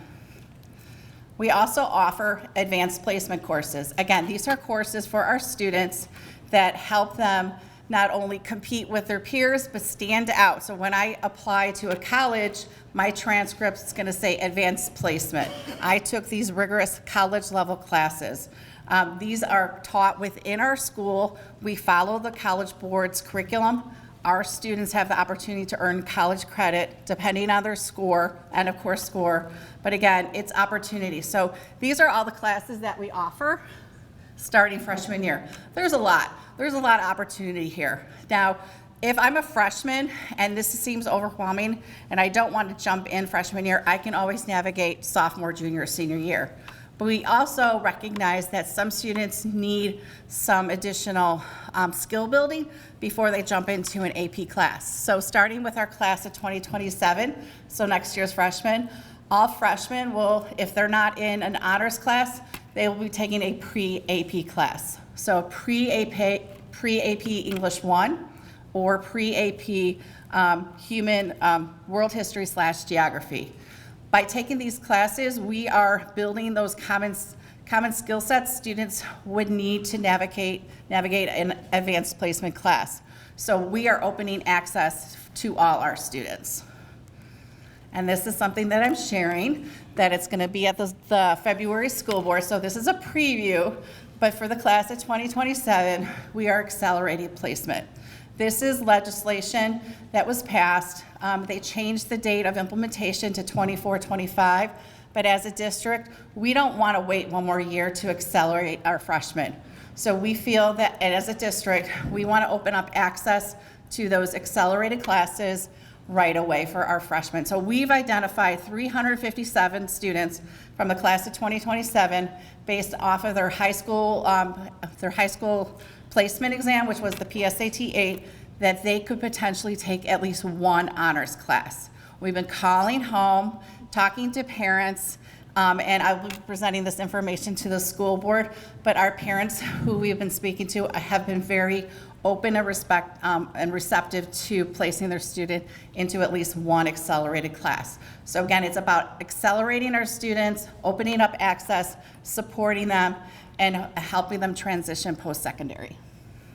So on that note, I'm going to turn it over to Dr. Guseman and Corinne.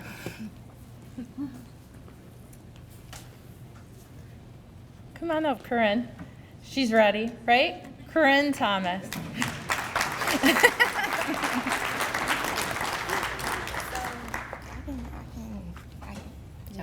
Okay. Hello. Good evening. I'm sorry. Okay. My name is Corinne Thomas. I am a junior at Joliet West High School, the best high school in JTHS district. Thank you. What I love about my school. There is a plethora of reasons why I love my school. I've met such amazing people that I would cherish for the rest of my life. My school is my safe haven and feels like my true first home. I love the staff and sometimes even the students, you know what I'm saying? The staff I've encountered always push me to be my best self and support me in ways that I never would have imagined from, school staff. Even the teachers are great and they genuinely care for the students and are invested in their education and their grades and making sure their work is done on time. I really appreciate that from my teachers because you don't really see that. Well, I didn't really see that from junior high school, elementary school. It's just like it is what it is. But in high school, they really care, which is very important because we're becoming young adults. So we really need that push and that extra motivation from the teachers around us because it feels good. And day by day, I feel more and more prepared for my future. Plans for my future. College, I plan on attending, I plan on applying to a few colleges. Texas Southern University, North Carolina A&T State University, and University of Kentucky. Career and plans, I hope to be an educator at the college level. I really care for kids, and I feel like schools is where I belong. I'm sorry, Dr. Guseman, I will not be coming back to Joliet Township High School. All right, though. I plan on establishing my own homeless shelters. Homeless people have a very, very, very, very soft spot. Like, I care for them so much, and I feel that more should be done for them, and that there's so much that we can do as a community to help them, but it's not being done. And I feel like there are so many buildings and places that are abandoned that can be homeless shelters because there's too many people just living on the streets with nothing when we have all this that we can provide for them. Real estate, I love housing. I love houses. I feel like I can be very convincing. And if you guys need me in the future, hit me up, you know what I'm saying? I will be a real estate agent. Thank you, thank you. Advice for incoming freshmen, get involved. It's very important. And you feel good when you are involved in clubs. You make friends. It's real good. It's real good. Establish relationships with the staff at your school. It has helped me tremendously. Like, I don't know what I would do without the staff at my school, honestly. Don't follow the wrong crowd, create the right one. That was deep. That was deep. That was deep. Yeah, just be yourself, accept yourself first, and then people will accept you for who you are. And like, be you, you know what I'm saying? Because people are going to judge you, criticize you, talk about you, no matter who you act like, what you look like, so you might as well just be yourself while doing it, because why would you allow someone to judge someone someone you aren't? So be yourself. Don't procrastinate. Don't do what I do. It's not lame to be smart. I see a lot of my friends, like, they have really good GPAs and they do really good in school, but like I want to say they're ashamed, but it's just they don't embrace that. But it's cool to be smart. Like, it's good to be smart. Speak up and advocate for yourself and others. That's very important. You have a voice, so use it. My school involvement: Black Lives Matter Club, BSU board member, track and field, orchestra, student council, disciplinary advisory committee, multicultural club, and now student ambassador. New to this, not true to this. Thank you for your time. You guys have a good evening.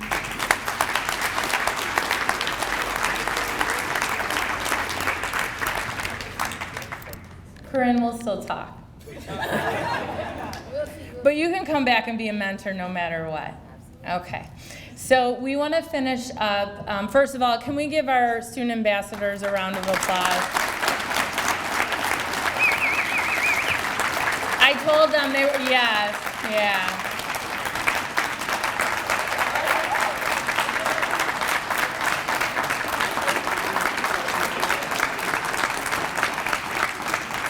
Way to represent, right? I told them they were going to be the highlight, and then I was what everyone was going to have to get through. So thank you very much. But I just want to finish our time this evening, and I know, again, we've gone over with additional support, student supports.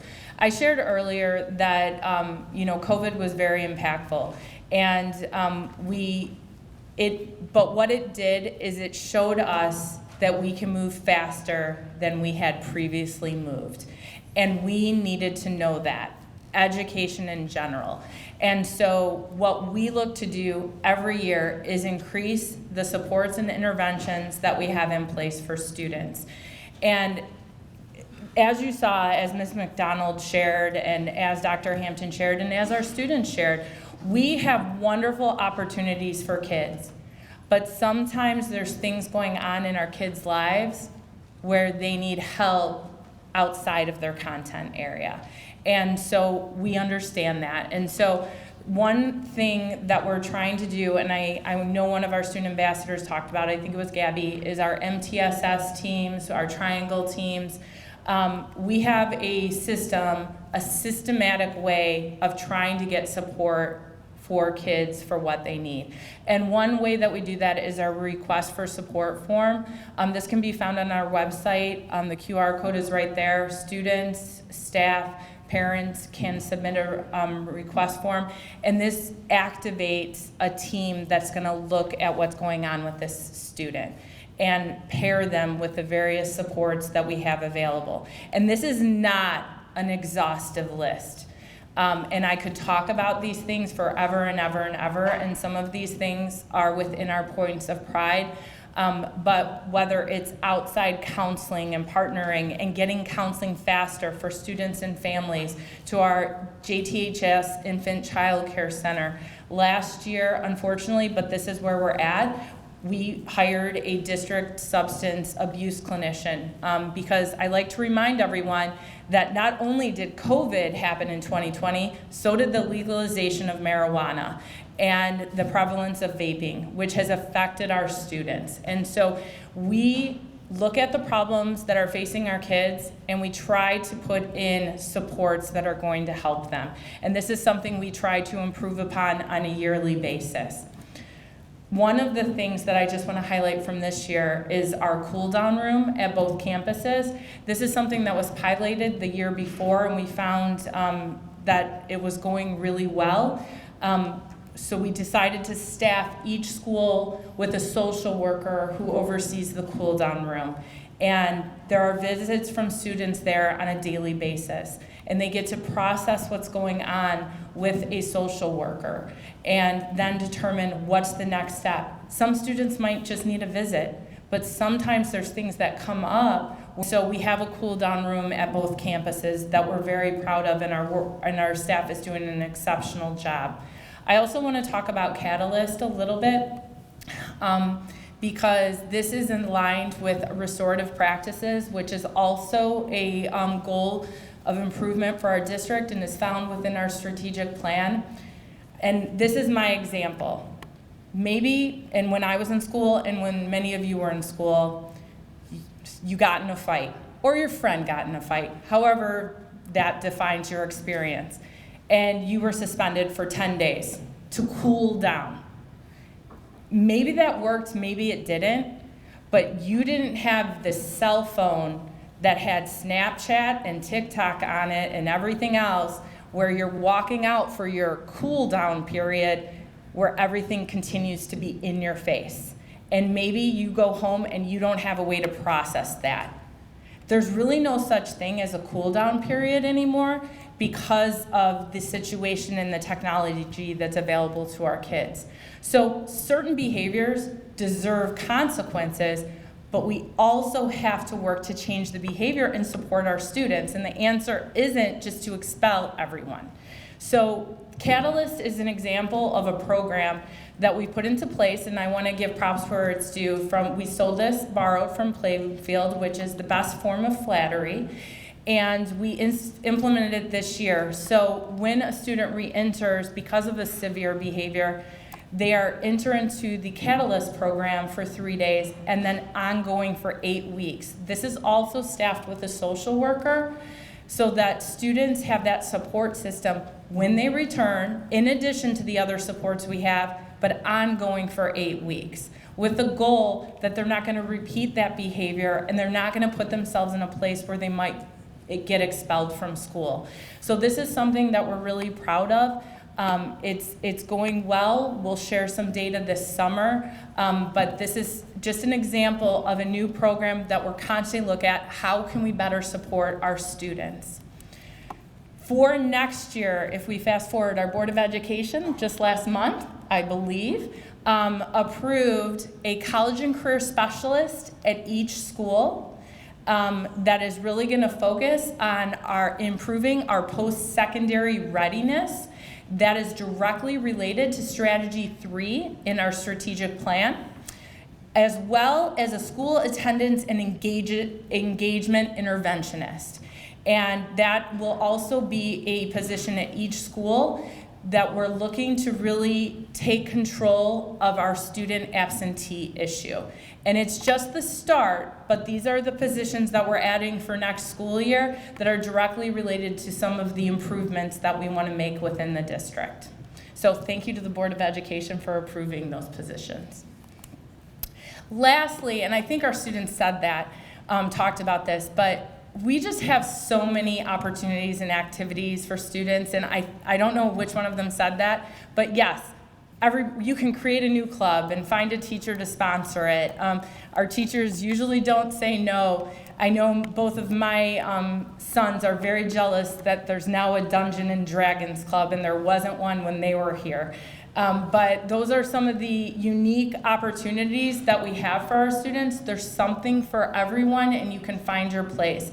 So we have over 40 IHSA and conference athletic offerings, as well as over 50 building-based clubs and activities. So, and those are listed within our points of pride and on our website if you want to, look at those deeper. Lastly, and I've been asked this question tonight, how can you get more involved? You see our wonderful partners around the back of the room, and this is just a sliver of our partners. But on the back of the card that has our points of pride on it, there is a QR code for partnership opportunities. These are some of the ways you can be a partner, or you can just let us know you want to partner and maybe you have a new idea. Maybe you want to be a mentor, maybe you want to talk to a class. If you're interested in working with us, we're interested in finding out how we can work together. So please utilize that and let us know that you want to partner with us. And then we're going to stay around for questions if anyone has questions, but I also want to value your time, and so we're going to conclude the presentation this evening, but if you have questions, continue to enter those, and then we'll be happy to stay after and answer any individual questions. But I just want to conclude with a sincere thanks. Our goal is to probably move this event to the fall as we kick off the school year, and we'll talk about what portions of the strategic plan and what new things we're implementing. And we think it'll be a great way to kick off the year, but we want your feedback. But we're so grateful and thankful for you carving out the time this evening to spend time with us and to see our beautiful facility. Next year, we'll be at Joliet West, and Principal Parker can show us that West is best, right? I'm just kidding, Chad. And so we love both of our schools. But anyway, thank you, and have a great evening. And our community partners would love to talk to you further.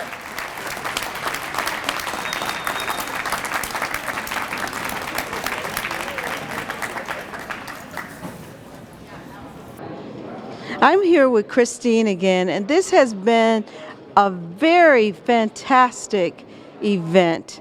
You know, I could see this state of the district going on for years and years to come. What about you? Absolutely. This was a wonderful event to really highlight all the program offerings that Joliet Township has. We heard from our students, which was wonderful. We heard from Dr. Guseman, our principals, and our assistant superintendents. Just really a highlight of where the district is in this time, our finances, our facilities, our programs. So it really is exciting. That is great. For our friends out there in the audience, if they want to contact the school, how do they do that? Sure. You can go to our website, jths.org, and right on the homepage there is a Contact Us button. And that email address is monitored 24/7, really. So if you have any questions at all, it comes into our info box, and we get back to you within a really quick period of time. That is great. This has been a fantastic evening. We thank you all for joining us. I'm Bonnie Winfrey. Until next time.